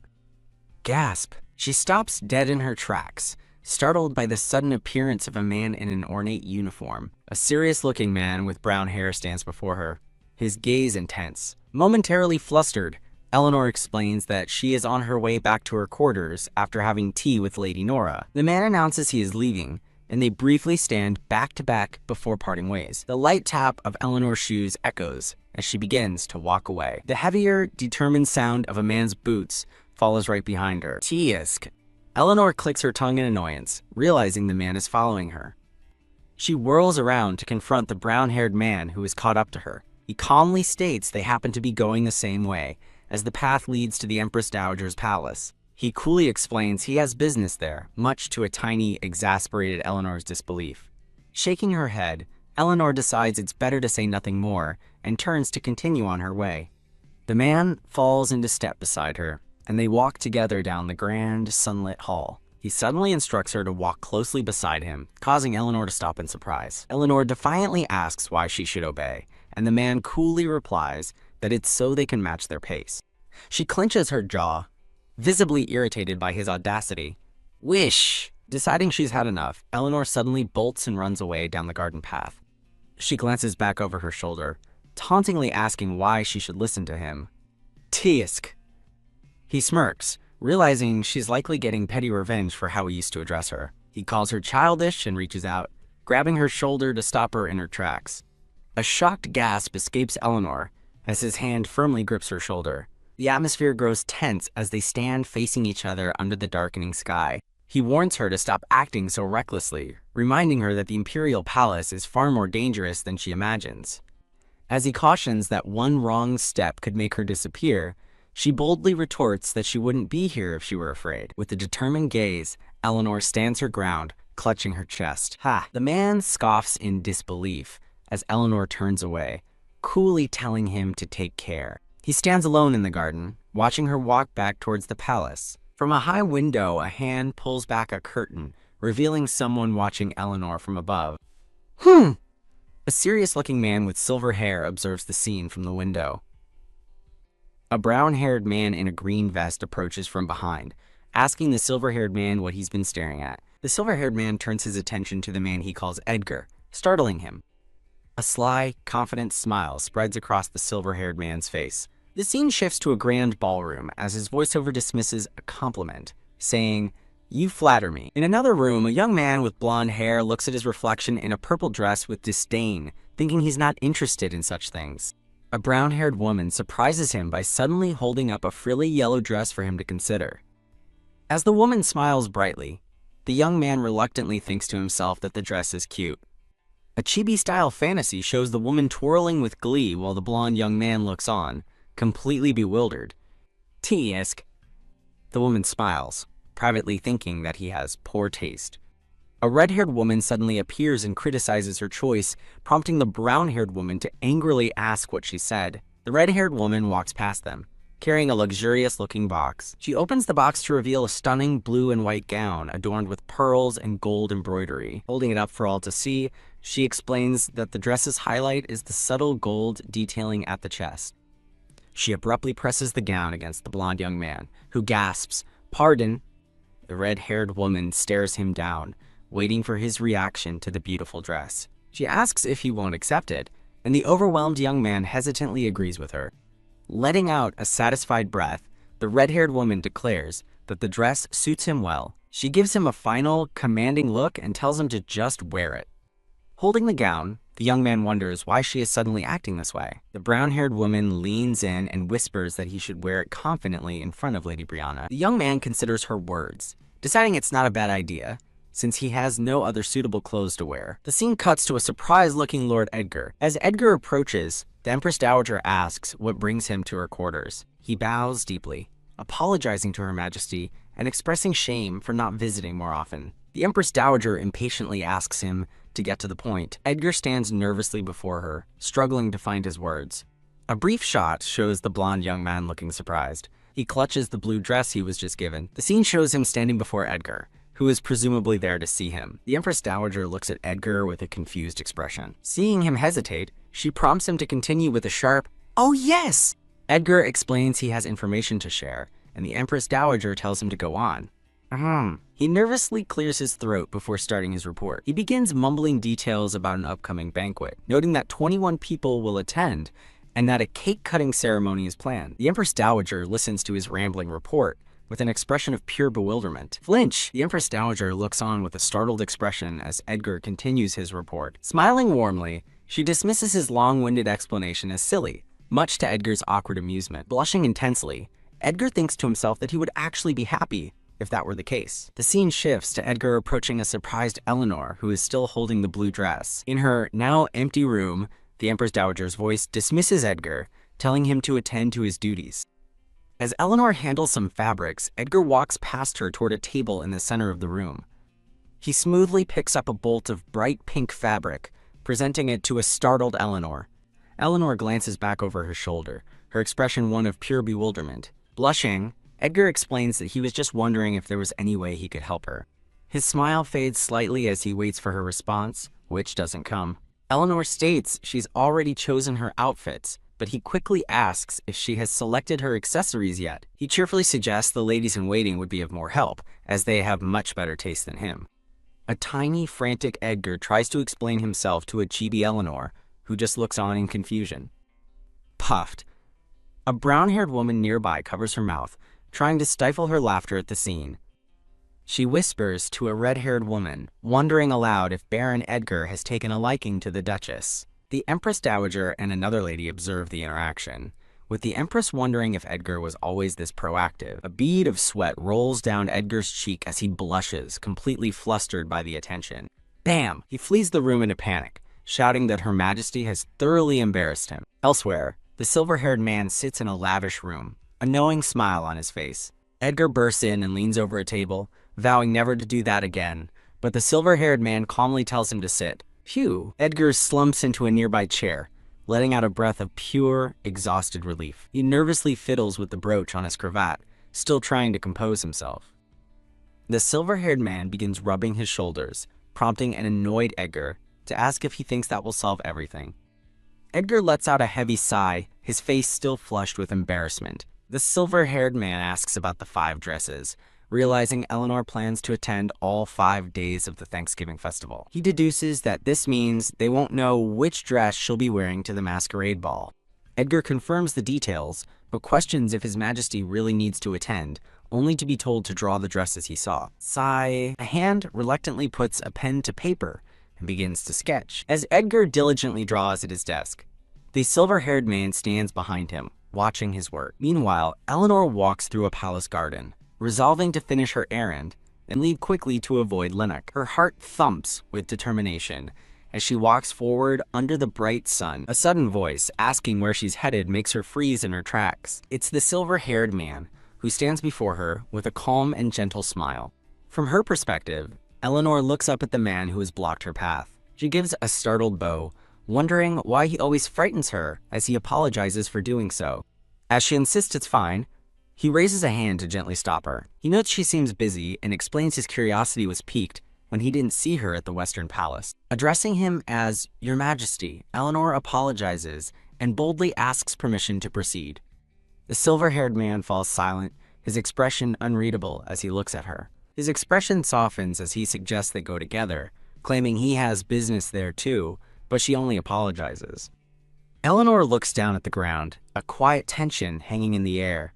She looks up, asking if there's a reason he seems to think she's avoiding him. When he asks why else she would, she explains she is merely showing respect to the one who personally arranged her marriage. Her words cause him to flinch, and he turns away with a troubled look. He seems lost in a memory of a turbulent sea, his thoughts trailing off with the words, "I just." Looking flustered, he turns back to her, reminding her of her proper title, Duchess of Mechlin. "I know," he says softly, opening his hand to reveal a beautiful, ornate golden key. He offers her the key, telling her to feel free to use it if she wishes to take a walk. She clenches her jaw, stunned, wondering if he remembers their old childhood promise to make the garden their secret base. As he walks past, he leaves her standing alone with the key and her swirling memories. With a quiet, steady gaze, the blonde woman, Eleanor, looks forward with newfound resolve. In her mind, she begs someone not to show her any more kindness, feeling the weight of their concern. The scene shifts to a grand festival, with brilliant fireworks illuminating the night sky above a palace. Inside, a lavish ball is in full swing, with nobles mingling in a grand hall. A brown-haired man flatters the Empress Dowager, telling her she seems to grow younger every year, and she laughs graciously. He insists he's sincere, playfully worrying she'll soon look younger than him, and she teasingly calls him a flatterer. The Empress Dowager changes the subject, asking about his upcoming marriage to the youngest princess of the Bahama Kingdom. Admitting he's behind on the news, the prince congratulates the Empress Dowager and thanks her for her well wishes. Watching from afar, Eleanor notes the Empress Dowager's good mood, realizing she was close with the man, the Crown Prince of the Lubrate Empire. The Crown Prince suddenly turns and spots Eleanor in the crowd, much to his and the Empress Dowager's surprise. "What a small world," the Crown Prince says with a smile, greeting Eleanor and remarking on how long it has been. He observes that she has cut her hair, and a slightly flustered Eleanor confirms that it just turned out that way. Eleanor falls silent, her expression becoming somber as she looks down. The Crown Prince then invites her to his wedding, asking if he can send her an invitation, which makes her flinch. Looking away, she informs him that she is currently working for the Empress Dowager. Eleanor's expression is one of muted surprise as she processes the encounter. The Crown Prince looks stunned by her revelation, his hand rising to his mouth in shock. The Empress Dowager calls out to Eleanor, who turns and responds dutifully. Smiling, the Empress Dowager declares that, since the Crown Prince has invited them, they will be sure to attend his event together. As the party moves towards the main palace, the Empress Dowager notes that it's time to proceed. A man with light brown hair offers to escort the Empress Dowager, but she sharply rebukes him for his shamelessness. Unfazed, the man casually remarks that he learned his ways from his brother Went. Eleanor watches as the man escorts another woman away, his words echoing in her mind. She realizes with a start that Went is the name used to refer to Lennox, the Emperor, though no one ever calls him by that name. A question forms in her mind. If his name is Vent, then where did the name Lennox come from? The scene flashes to the piercing gaze of the white-haired Emperor, Lennox. The grand ball continues, with guests filling the opulent hall. The Empress Dowager makes her grand entrance, escorted by the Crown Prince and followed by her ladies-in-waiting, including Eleanor. As they proceed through the crowd, an announcer cries out, "Long live Her Majesty, the Empress Dowager." Eleanor scans the room, wondering why she can't see Caroline anywhere. A brown-haired lady whispers to Eleanor, asking if she knows the man standing over there. As Eleanor turns to look, she sees a familiar-looking blonde man across the room and asks who he is. Her eyes widen in utter shock as she recognizes him, a name flashing in her mind. Adler. She identifies the man, Adler, as a former member of Hartmann's royal family and her only living blood relative, her older brother. Rage fills her eyes as she silently fumes, wondering how he dares to show his face at the palace. Seeing her brother flee, she thinks grimly that running away is the only choice for someone with any shame left. A fanfare of trumpets cuts through the air, drawing Eleanor's attention. A royal announcer heralds the grand entrance of His Imperial Majesty, the Emperor of Baden, as Lennox appears. The Emperor exchanges a look with the Empress Dowager before his gaze settles intensely on Eleanor. He walks with purpose past the bowing guests, making his way towards the throne. Two noble women whisper to each other as the Emperor passes by. Seated on his throne, the Emperor keeps his opening remarks brief and wishes everyone an enjoyable harvest festival. The crowd erupts in applause, cheering for the glory of the Emperor and the Baden Empire. With the formalities over, the music begins as a violinist starts to play. Couples fill the dance floor, swaying to the elegant music of the ball. Eleanor stands by herself, an observer on the edge of the festivities. A dark-haired woman approaches, asking if she plans to dance, but Eleanor politely declines. Suggesting they rest together, the woman notes that Eleanor looks unwell, and Eleanor observes that the Baron isn't dancing either. The Baron admits she doesn't care for such events, as Eleanor internally recalls hearing that the Baron is tone-deaf. As they walk together, the Baron wonders aloud who His Majesty will choose for his dance partner, but Eleanor simply says, "Who knows?" At a lavish banquet, it's noted that many young ladies are already lining up to dance with His Majesty, who sits alone on his throne. Nearby, Eleanor grimaces with annoyance as she holds a glass of wine. A brown-haired woman beside her notes that His Majesty is the star of the banquet anyway, just as a man greets Eleanor.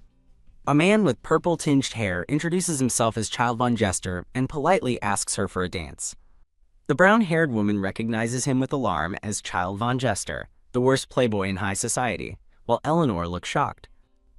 From his throne, the silver-haired man watches as Child von Jester approaches Eleanor and her companion. Child von Jester suggests they move to the outdoor terrace for a chat if she'd rather not dance, making her nervous. To her friend's utter shock, Eleanor agrees to go to the terrace, and Child von Jester takes her arm. He thanks her for the honor, but Eleanor looks away, clearly uncomfortable with the situation. The silver-haired man watches them leave, thinking, "Eleanor, why are you going to such lengths?" On a moonlit terrace, Child von Jester and Eleanor stand together with a bottle of champagne. He smiles to himself, thinking his plan was much easier to execute than he'd anticipated. A flashback reveals a deal. A hooded figure offers to settle Child's gambling debts if he can successfully take Duchess Eleanor on a date. The mysterious hooded figure holds a bag of money, their face obscured by shadows. Child von Jester's inner monologue reveals he couldn't pass up such an amazing opportunity. Back on the terrace, he stands beside Eleanor, both holding glasses of champagne. Glancing back inside, Eleanor sees the silver-haired man's stern expression and wonders if he's angry. Child von Jester tries to make conversation by asking if she enjoys Galleon's poetry, taking her by surprise. He leans in closer, mentioning a specific poem and offering to recite it for her. As she remains silent, he confidently wonders to himself if she's already fallen for him. But in a cute chibi moment, Eleanor abruptly announces she's leaving a bewildered Child von Jester to question what's happening. He protests that he wanted to show her more, but she simply apologizes, stating she's a bit tired. He reaches out desperately, asking if they could meet again, but she's already walking away. Left alone on the terrace, he wonders aloud with a grimace, "Am I that unappealing?" From behind a doorway, Eleanor peeks out, a satisfied and sly smile on her face. Sometime later, Eleanor enters a room and asks the Empress Dowager if she was summoned. A pair of maids stand silently in the background as the Empress addresses her. The Empress Dowager reveals that Eleanor's brother has come to the palace, stunning her. With a knowing look, the Empress Dowager asks if Eleanor has any idea why he's here. Eleanor nervously explains she lost contact with her brother after coming to the Empire, privately thinking he was the one who cut ties. The Empress Dowager clarifies that Count Adler, the Prince of Hartmann, requested a private audience with the Emperor, shocking Eleanor further. She then reveals that she has decided to meet with him instead of the Emperor. While the Empress Dowager plans to find out his reasons for visiting, Eleanor looks on with an expression of pure dread. The Empress Dowager offers to arrange for Eleanor to join the meeting, pointedly asking if she doesn't want to see her brother. Looking away, Eleanor coldly states that her brother is a self-centered person. The Empress Dowager listens as Eleanor continues, calling him a germaphobe who is both calculative and cowardly. Clasping her hands, Eleanor firmly declares that, personally, she has no desire to see him. The Empress Dowager falls silent, observing Eleanor's resolute expression. Sigh. Letting out a breath, the Empress Dowager says, if that's how she truly feels, then there's nothing to be done. Eleanor bitterly recalls how her brother Adler abandoned her and their sister, stealing the royal family's wealth, declaring he is no longer her brother. The Empress Dowager quietly reflects on Eleanor's past as a princess who once had her own country. Looking at Eleanor's back, she thinks that as a fellow royal, her situation is truly regrettable. Later, Eleanor sits alone on a red sofa, diligently reviewing a stack of documents. Phew, she lets out a sigh, assuming the Empress Dowager is meeting Adler now and wondering why he sought an audience with the Emperor. A voice calling Lady Eleanor snaps her out of her thoughts. A brown-haired lady-in-waiting approaches as Eleanor sets down a paper, complaining about the sheer number of documents. The lady-in-waiting cheerfully notes that today's workload is lighter than usual, adding that she finds the situation fascinating. When asked what she means, the lady explains that while the Empress Dowager always praises Lady Brianna, she only entrusts important work like document reviews to Eleanor, which makes Eleanor pause in thought. Eleanor nervously suggests it's because other tasks are better suited for Lady Brianna, as the lady-in-waiting thoughtfully considers her words. The brown-haired lady-in-waiting takes Eleanor's hands, asking her for a favor. She smiles brightly, extending an invitation by explaining her mother is preparing a wonderful dinner tonight. The scene transitions with a soft, floral pattern, shifting the setting. Sunlight glints off a beautiful, stately home, the destination now in view. A cheerful, brown-haired man swings open the door, calling out for the miss. Outside, Eleanor and her lady-in-waiting arrive, and Eleanor warmly greets the man as Hans.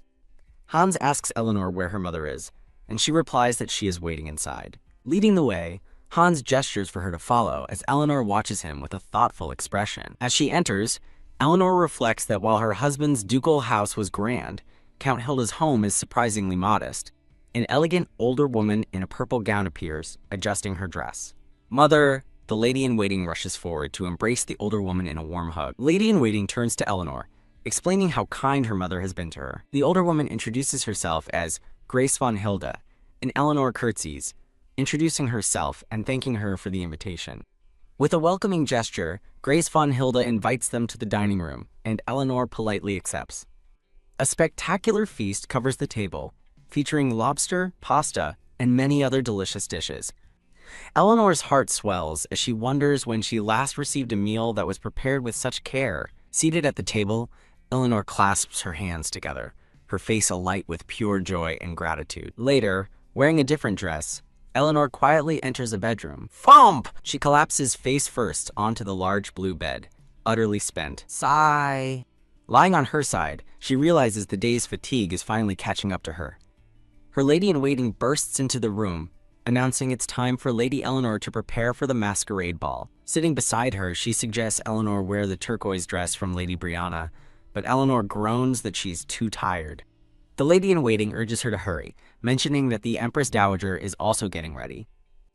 The grand, ornate palace, the venue for the evening's festivities, gleams under the sun. Eleanor stands revealed in a magnificent blue gown and an intricate butterfly mask, surrounded by shimmering light. The Empress Dowager and the lady-in-waiting gasp in admiration at her stunning appearance. Looking on, the Empress Dowager tells Eleanor she looks absolutely stunning. Eleanor beams, replying that she is honored by the compliment from Her Majesty. As a dark-haired woman watches, the brown-haired lady-in-waiting puts on her own mask and wishes Eleanor a good time. Walking through the ballroom, the Empress Dowager laments that it's a shame Berenice won't be able to attend. She adds that it is also unfortunate Lady Brianna is away, as she wanted to show her how beautiful Eleanor looks in the gifted dress. Eleanor reminds the Empress Dowager of her promise for the first dance, which Her Majesty happily confirms she will keep. Smiling warmly, Eleanor observes their interaction, thinking they are as affectionate as a real mother and daughter. A close-up shows Eleanor's eye widening slightly behind her mask. Her expression shifts to one of flustered surprise. The lady-in-waiting marvels at the absolutely splendid outdoor venue for this year's masquerade ball. The Empress Dowager playfully addresses her lady-in-waiting as Miss Jo and asks for a dance, who agrees, calling her Mrs. Jan. Eleanor watches them, amused that they've even adopted new names for the masquerade. She covers her mouth with her hand, trying to contain a small, delighted laugh. A man's voice suddenly asks if she is enjoying herself, causing her to turn in surprise. She finds herself face to face with the silver-haired man, Lennox, who is also masked, and she nervously stammers his name. Lennox offers a gentle, knowing smile from behind his mask. He asks if she is enjoying the ball, and she hesitantly agrees that she is having a wonderful time. When he asks her to dance, Eleanor panics and quickly refuses, claiming she isn't a very good dancer. She turns away, clearly flustered, as the sound of music fills the air. The scene pans out, showing elegantly dressed couples waltzing across the glittering dance floor. The Empress Dowager and her lady-in-waiting are seen happily dancing together. A guest's thought bubble observes that the Emperor and Eleanor actually look good together. Lennox suddenly takes her arm, startling her as he says her name. Looking down at her, he asks if she would mind helping him just this once, leaving her to stammer his name again. He leans in, telling Eleanor that no one wants to dance with him. In a cute chibi moment, a skeptical Eleanor thinks, "Huh, you really expect me to believe that?" Turning away from him, she remains silent, clearly unconvinced by his excuse. Lennox earnestly explains he was anxious that Child von Jester might have become her first dance partner. With her arms crossed, Eleanor relents with a sigh, saying she supposes she has no choice. Lennox smiles gratefully, but Eleanor wonders why the Emperor of the Empire would need a favor from her. He gently takes her arm, guiding her toward the dance floor. Now in position to dance, he asks if she's ready to begin, but she just looks up at him silently. Their feet take the first step, beginning their waltz across the floor. They dance gracefully together, surrounded by a romantic ambiance of music and butterflies. As they twirl across the floor, he compliments her, remarking that her skills are impressive for someone who claimed they couldn't dance. Smiling, Eleanor tells Lennox his skills are excellent too, privately crediting her ability to enduring mistreatment from Caroline in her past life. While they continue to dance, Lennox asks if he can make a request, leaving her curious. He admits he doesn't have a specific request yet, but promises to do his best for her if she ever needs his help. He asks if she would at least tell him when she needs help, no matter how trivial, which startles her with its sincerity. Looking down thoughtfully, Eleanor decides that she will be honest with him. A stark memory reveals her deepest regret. She never wanted to be married off to the Duke of Mecklen's family. Continuing their dance, she tells him she doesn't believe it was entirely his fault. She inwardly reflects on her fate, resenting the situation that forced her into a political marriage and questioning why she had to end up in Colton with no other options. Lennox looks down at her and admits that he had hoped she would be happy, surprising her. Behind his mask, a gentle and sincere smile graces his lips. They continue to move together in a beautiful, flowing waltz. Looking him in the eye, Eleanor bluntly states, "I'm sorry, but I'm not happy," causing his smile to vanish as she lets out a small gasp. Their dance comes to an abrupt halt in the middle of the ballroom floor. Oblivious to the tension, the surrounding guests erupt in applause for their performance. They stand motionless, facing each other as the applause echoes around them. Sometime later, Eleanor sits up in bed, the morning light streaming into her room. Sighing softly, she recalls Lennox's masked face from the ball. Getting out of bed, she resolves to stop overthinking and focus on her work. Her eyes fall on the magnificent blue gown from the party, but she stops, confused by what she sees. A closer look reveals a long, clean slice through the fabric of the dress. Shocked, Eleanor picks up a piece of the dress, wondering when it could have been cut. Her expression turns serious as she senses something is wrong and decides to keep the evidence safe. She carefully gathers the damaged portion of her elegant blue gown. Later, while standing in a sunlit garden, Eleanor wears a more modest pink and brown dress. She stops suddenly, sensing she is no longer alone. Turning around, she finds her brother Adler standing there and hesitantly speaks his name. He smiles warmly at her, asking if she has been eating properly. Eleanor stares back with a cold expression as he tells her how worried he was. He adds that he's relieved she looks well, but she pointedly questions his claim of being worried.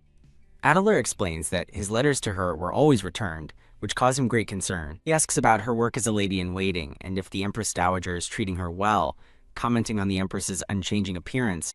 Eleanor replies coolly that the Empress is a kind person, unlike some, causing her brother to flinch at the veiled insult. He notes that she seems to be adapting well, before asking if there's anything he can do to help. After she flatly tells him no, he hums thoughtfully, seemingly amused by her response. He then asks if she's upset with him, justifying his naturalization in Bahama as an unavoidable choice to save his life. Clenching his fist against his chest, he insists he agonized over signing the clause that cost them their country. Eleanor's composure finally breaks as she shouts, asking why he didn't just pass the throne to her instead. Her face is a mask of fury and betrayal as she confronts him. Adler stammers, claiming that, as her older brother, he couldn't burden his younger sister, but Eleanor inwardly dismisses it as a pathetic excuse. She scornfully tells her brother he didn't want to give up what was his, accusing him of being too afraid to keep it, but too greedy to give it to her. Eleanor presses him further, asking if that's why he handed their country over to a foreign nation. Adler angrily shouts her name, asking if her words aren't too harsh, and questioning if she really thinks things would have been different with her on the throne. He argues that the nobles were only looking out for themselves, and that the royal family had completely lost the people's trust. He adds that rebellion was breaking out all over the country and they were powerless to even deploy the army. Stunned for a moment, Eleanor firmly retorts that at least she wouldn't have handed the country over without even trying. With conviction, she declares that she would have acted with the last shred of pride befitting royalty. Her brother Adler is left speechless by her passionate declaration. He scoffs at her, calling her foolish and claiming she would have just died anyway.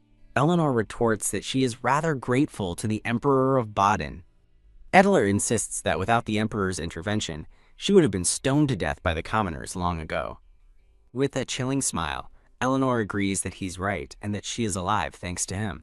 Tears welling in her eyes, she continues with a bright, pained smile that only her persecutors have changed. She clarifies that her tormentors simply shifted from the people of Hartmann to the nobles of Baden, leaving Adler stunned. She recounts her suffering, telling him her hair was cut, she was slapped and insulted daily, and her feet were trampled without proper medical treatment. Tears stream down her face as the weight of her traumatic memories overwhelms her. Adler looks shocked, admitting he thought she was living comfortably as a duchess and a lady-in-waiting. He warns her not to even think about causing trouble in Baden, startling her with his threat. Eleanor defiantly promises to do her best to stop him if he tries anything, causing him to stammer her name in disbelief. Her expression is one of unwavering resolve. As a final warning, he tells her to leave quietly after the harvest festival ends, but she remains defiant. Adler turns and walks away, as a dark-haired man in a purple coat watches their confrontation from the side. Left alone in the garden, Eleanor finally lets her tears fall freely. The dark-haired man who was watching clenches his fist, his face shadowed with anger.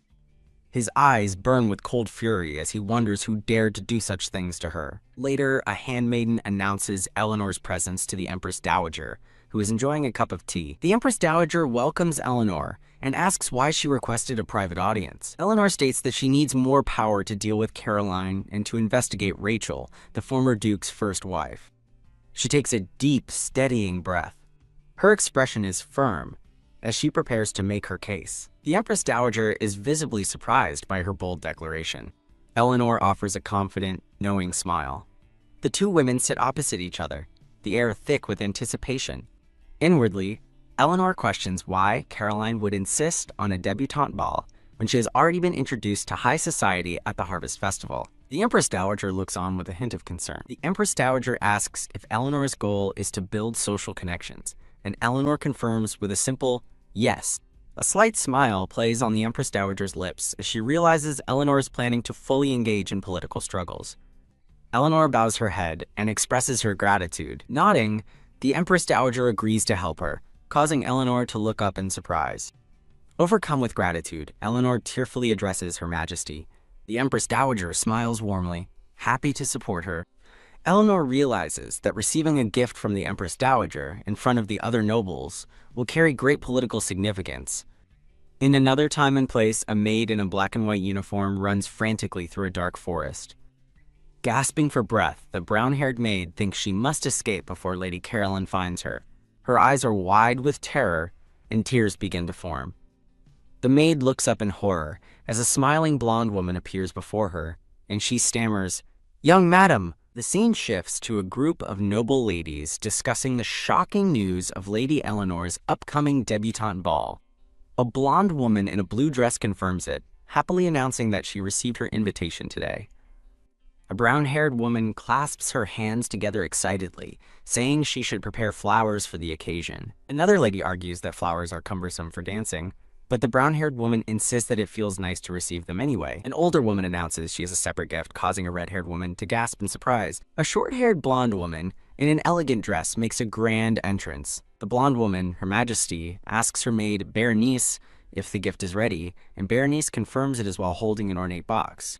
A blonde maid presents the open box, announcing it is the gift Her Majesty prepared. A hand reaches into the ornate box to retrieve the gift inside. An elegant blue fan is gracefully unfurled, surrounded by a flourish of pink roses. A brown-haired woman with red eyes clasps her hands in delight over the beautiful gift, while an older woman beside her looks on with disdain. The blonde maid graciously thanks Her Majesty for the gift, expressing her excitement for the next day. Finally, the day arrives, and the blonde maid, Eleanor, stands ready for the debutante ball in a stunning gown. As Eleanor stands in the grand hall, a brown-haired woman excitedly calls her name. The woman links arms with Eleanor, asking if she slept well before her big day, and Eleanor confirms she did. In a cute, stylized moment, the two friends happily dash off together as Eleanor tells her to wait. Eleanor and her friend greet Her Majesty, who welcomes them along with other ladies to the gathering. Her Majesty asks Eleanor if she's ready for her debutante ball, and Eleanor confidently confirms she is. Suddenly, an older woman rushes in with a red book, frantically calling for Her Majesty's attention. Holding the book, Her Majesty recognizes it as a gossip magazine and questions why the woman brought it. Her Majesty's expression turns to one of pure shock and horror as she reads an article.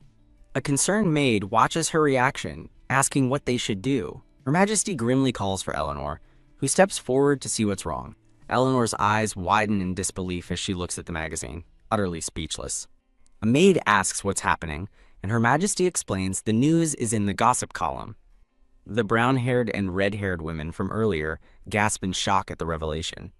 Looking pale, Eleanor nervously asks if the article is about her private life. The article reveals a romance scandal with a smirking, purple-haired man from House Jester, horrifying Eleanor. Eleanor clutches her chest, looking completely stunned by the baseless accusation. The older woman angrily claims that Lord Child himself reported exchanging a piece of a dress as a token of affection, shocking Eleanor. Eleanor has a sudden, horrified realization, recalling the torn hem of the dress Brianna had given her. A brown-haired man, Lord Child, smirks triumphantly while addressing His Majesty. Elsewhere, a purple-haired man with a goatee, the Duke of Jester, sits with a grim and serious expression. The Duke of Jester is noted to be present, looking sternly across the room. Lord Child and the Duke of Jester stand before the Emperor, with the Duke thanking him. The Duke confirms his arrival to the Emperor, who acknowledges his presence. The white-haired Emperor arrives, stating he's heard about the situation as another man apologizes. The Emperor calmly states that it's too early to assume anything based on mere rumors, as nothing is certain.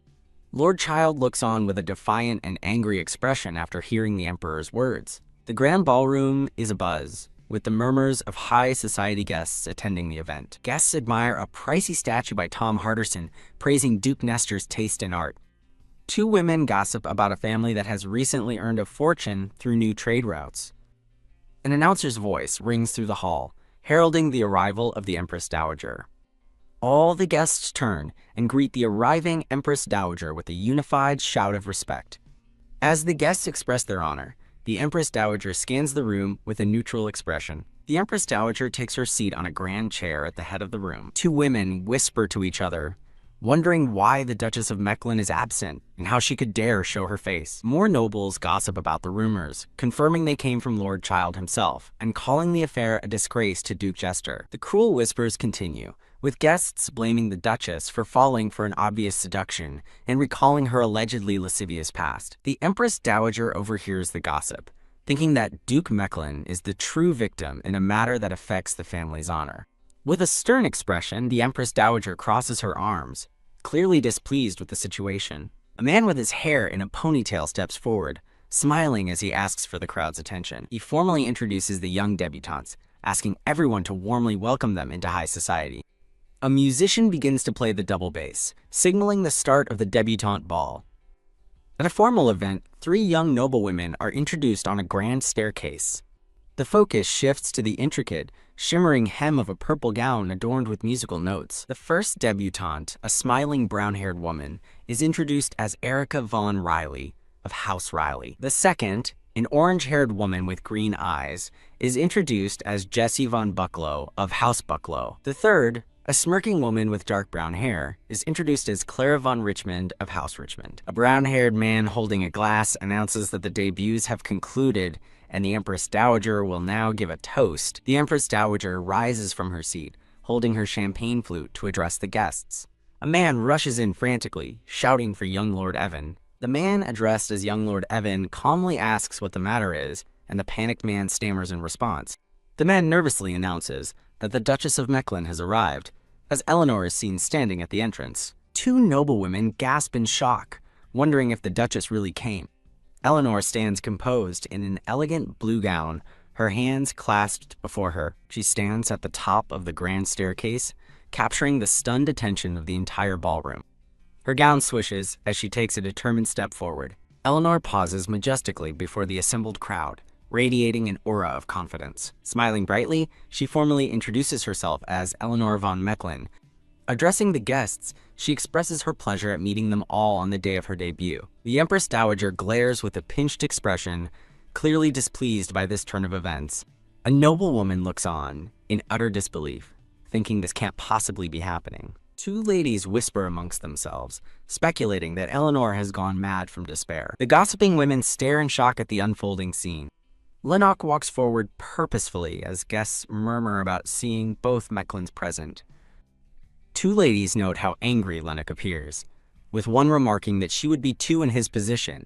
Lennox stops before Eleanor, his back turned to the crowd. With a cold, determined gaze, Lennox internally vows that he will definitely drag her back home today. Suddenly, a man shouts that the dress Eleanor is wearing is the very one she cut a piece from as a token for him, young Lord Child. Eleanor is visibly stunned, realizing she's never even met him while wearing this dress. 2 men from the crowd shout at Eleanor to stop lying, claiming there is clear evidence against her. Eleanor calmly states that exposing this lie is the very reason she is attending the debutante ball. She reminds everyone that young Lord Child claimed their rendezvous was on the first day of the Harvest Festival. Lennox looks startled as Eleanor clarifies that she was at the masquerade ball on the last day of the festival. A guest gasps in realization, understanding that the accuser's dates don't match up. Eleanor addresses the crowd, asking if anyone present also attended the masquerade ball. She declares her need for a witness who can prove she was at the masquerade ball in this dress. Holding up an ornate mask, she explains that she was wearing a similar one that night. A man speaks up, remembering a lady in a butterfly mask dancing with a tall man, and another guest confirms the memory. Holding a different, blue butterfly mask, Eleanor accuses young Lord Child of fabricating evidence to frame her and tarnish the Mechlin name. As a noblewoman looks on with disgust, Eleanor proclaims she has suffered unbearable humiliation from the false affair. Young Lord Child points an accusing finger at Eleanor as she stands her ground. With a confident smile, Eleanor formally demands a trial to prove her innocence. Lennox watches grimly, realizing her demand for a trial is a bold declaration of war. His jaw tightens in frustration, his expression grim. Lennox strides toward Eleanor, telling her he can't stand this any longer, and ordering her to return home immediately. A new voice declares, "What a great idea," catching Lennox's attention. A mysterious man with white hair and an elegant dark mask appears, smiling. He walks through the stunned crowd as guests wonder about the identity of this noble guest. Lennox confronts the masked man, demanding to know who he is. A shocking realization dawns on Lennox's face as he gasps. The masked man calmly walks past Lennox and stops directly in front of Eleanor. Eleanor's eyes widen in astonishment as she recognizes the man and stammers, "Your Majesty the Emperor!" The mysterious masked man removes his disguise, revealing himself to be the Emperor. He stands confidently between Lennox and Eleanor, having made his grand entrance. The scene shifts to a large, half-timbered house under a starry night sky. Inside, a blue-haired man sits alone, drinking from a bottle in a dimly lit room. Flushed and drunk, the man lets out a satisfied sigh. He pauses for a moment, lost in his inebriated thoughts. Remembering a stern-looking Eleanor, he thinks that he never wanted to put her in a difficult situation. Suddenly startled by a noise, he gasps and wonders who is there. Looking towards the window, he panics and realizes he needs to escape immediately. He trips and crashes to the floor in his haste to flee. A royal guard stands over him, identifying him as young Lord Child and ordering him to the palace. The guard stands firm, ready to take the disgraced young lord into custody. In a sunlit garden, two maids whisper amongst themselves, with one hushing the other. The scene settles on Eleanor and the Emperor sitting opposite each other at a garden table. Eleanor thanks the Emperor, explaining his intervention helped clear her name and led to a correction in the papers. The Emperor apologizes for not acting sooner, but Eleanor insists she should be the one to say sorry. She looks down worriedly, hoping she hasn't caused His Majesty any trouble. The Emperor earnestly admits he was more desperate about the situation than she was, surprising her. Touched by his confession, Eleanor smiles warmly and thinks to herself what a kind person he is. He then gently asks if there is anything else she needs. A playful smile crosses his lips as he decides to rephrase the question. With a charming and direct gaze, the Emperor asks her what she thinks about divorce.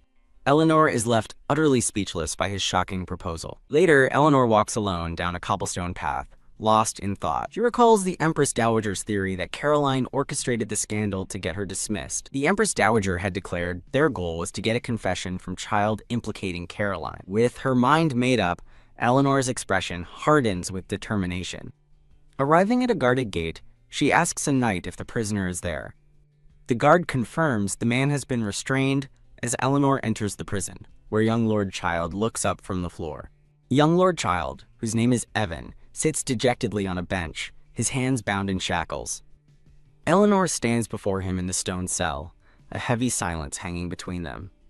Breaking the silence, she states bluntly that she despises even having to look at him. She clarifies that she is only there because she has something she absolutely must tell him.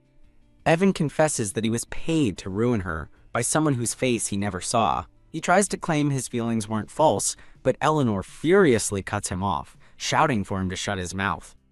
Turning away, she calls him despicable to the very end. Elsewhere, in an opulent room, a voice notes that their guests have not yet arrived. Lady Caroline instructs a man with a mustache to show the guests in when they arrive. Clenching her fist, she fumes over how Eleanor cleverly used the Emperor to foil her carefully planned scandal. Pacing anxiously, she impatiently calls for her visitor to come in. The door opens, and a man in fine shoes enters, asking if she's been waiting long. Caroline remarks on his quick arrival, to which the man with the mustache simply laughs. With a smug smile, he asks what has made Lady Caroline so angry. He faces her directly, repeating his question about what's upsetting her. Caroline snaps back, questioning if he's pretending not to know, but he feigns ignorance. Slamming her fist on a table, she demands to know how young Lord Child managed to get caught. The man explains that Child was found hiding and drinking in a mountain villa, caught while trying to buy more alcohol. Caroline curses Child as a good for nothing, while the man calmly states that he brought his fate upon himself. She coldly suggests just killing him, but the man clarifies she must be referring to Evan, who knows nothing. Trembling with fury, Caroline declares she will personally publish a new magazine to replace the old one. The man in the patterned jacket asks if Caroline will proceed, and she angrily snaps back, questioning if he sees a problem with her plan. Agreeing that it sounds like a good idea, the man requests 500 gold coins for the project's expenses. Caroline questions the large budget, but the man reminds her that Count Verdict ordered her to give him whatever he asks for without question. He stands with a smug smile as Caroline silently glares at his back. The man's expression hardens as he formally agrees to the arrangement. Seething with rage, Caroline's eyes glow as she internally vows to bring her rival back home soon. A maid rushes across a stone courtyard, calling out urgently for the Empress Dowager. A maid with glasses greets the visitor with a blessing before being asked if the prince is inside. The maid nervously confirms that the prince is currently playing with his toys. The Empress Dowager announces she's going in, but her dark-haired companion decides to wait outside. Looking back, the Empress Dowager questions her companion's decision to stay behind. The Empress Dowager insists that a blonde woman named Eleanor accompany her, and Eleanor graciously accepts. The dark-haired woman who stayed behind shivers with annoyance, thinking how unbearably clingy the prince is. A young, white-haired boy with striking purple eyes clutches a teddy bear, looking up with curiosity. The young prince reaches for the Empress Dowager, calling for his guani, and she smiles warmly at him. The Empress Dowager calls the boy her adorable Hale, as Eleanor identifies him as Prince Hale, son of Lennox and the late Empress Edea. With Prince Hale on her lap, the Empress Dowager gestures for Eleanor to approach, and she dutifully obeys. The Empress Dowager introduces Eleanor to the prince, who shyly repeats her name. Eleanor formally greets the young prince, expressing what an honor it is to meet him. As the prince reaches for her, Eleanor realizes with a start that he cannot see. She gently guides his small hand to her cheek, softly telling him she's right there. A bright smile spreads across Prince Hale's face as he happily calls out, "Ellie!" Ellie! The Empress Dowager notes with surprise that the prince, who is usually shy with strangers, has taken to Eleanor immediately. Eleanor looks upon the happy prince with a gentle, compassionate smile. Later that night, a cloaked man with white hair stands alone in a moonlit courtyard. The man, now wearing an ornate black mask, glances back before entering a darkened building. He carefully peeks from behind a door, observing the room ahead. An older man with a mustache, identified as Count Hilda, respectfully greets the masked visitor as Your Majesty. The masked man, the Emperor, removes his disguise as Count Hilda addresses him. The Emperor invites the Count to sit, and the two men take seats opposite each other. He presents a small, round, blue box to the Count, asking him to look inside. Count Hilda opens the box to find a mysterious star-shaped purple flower and wonders what it is. The Emperor asks for the name of the unfamiliar flower, but Count Hilda admits he doesn't know either. Springing to his feet, the Emperor reveals that this flower was mixed into the tea the former Empress always drank, shocking the Count. He adds that traces of the flower were also found on her body a year ago, deepening the grim mystery. The Emperor looks downcast, stating that this mysterious purple flower is the only lead they have found.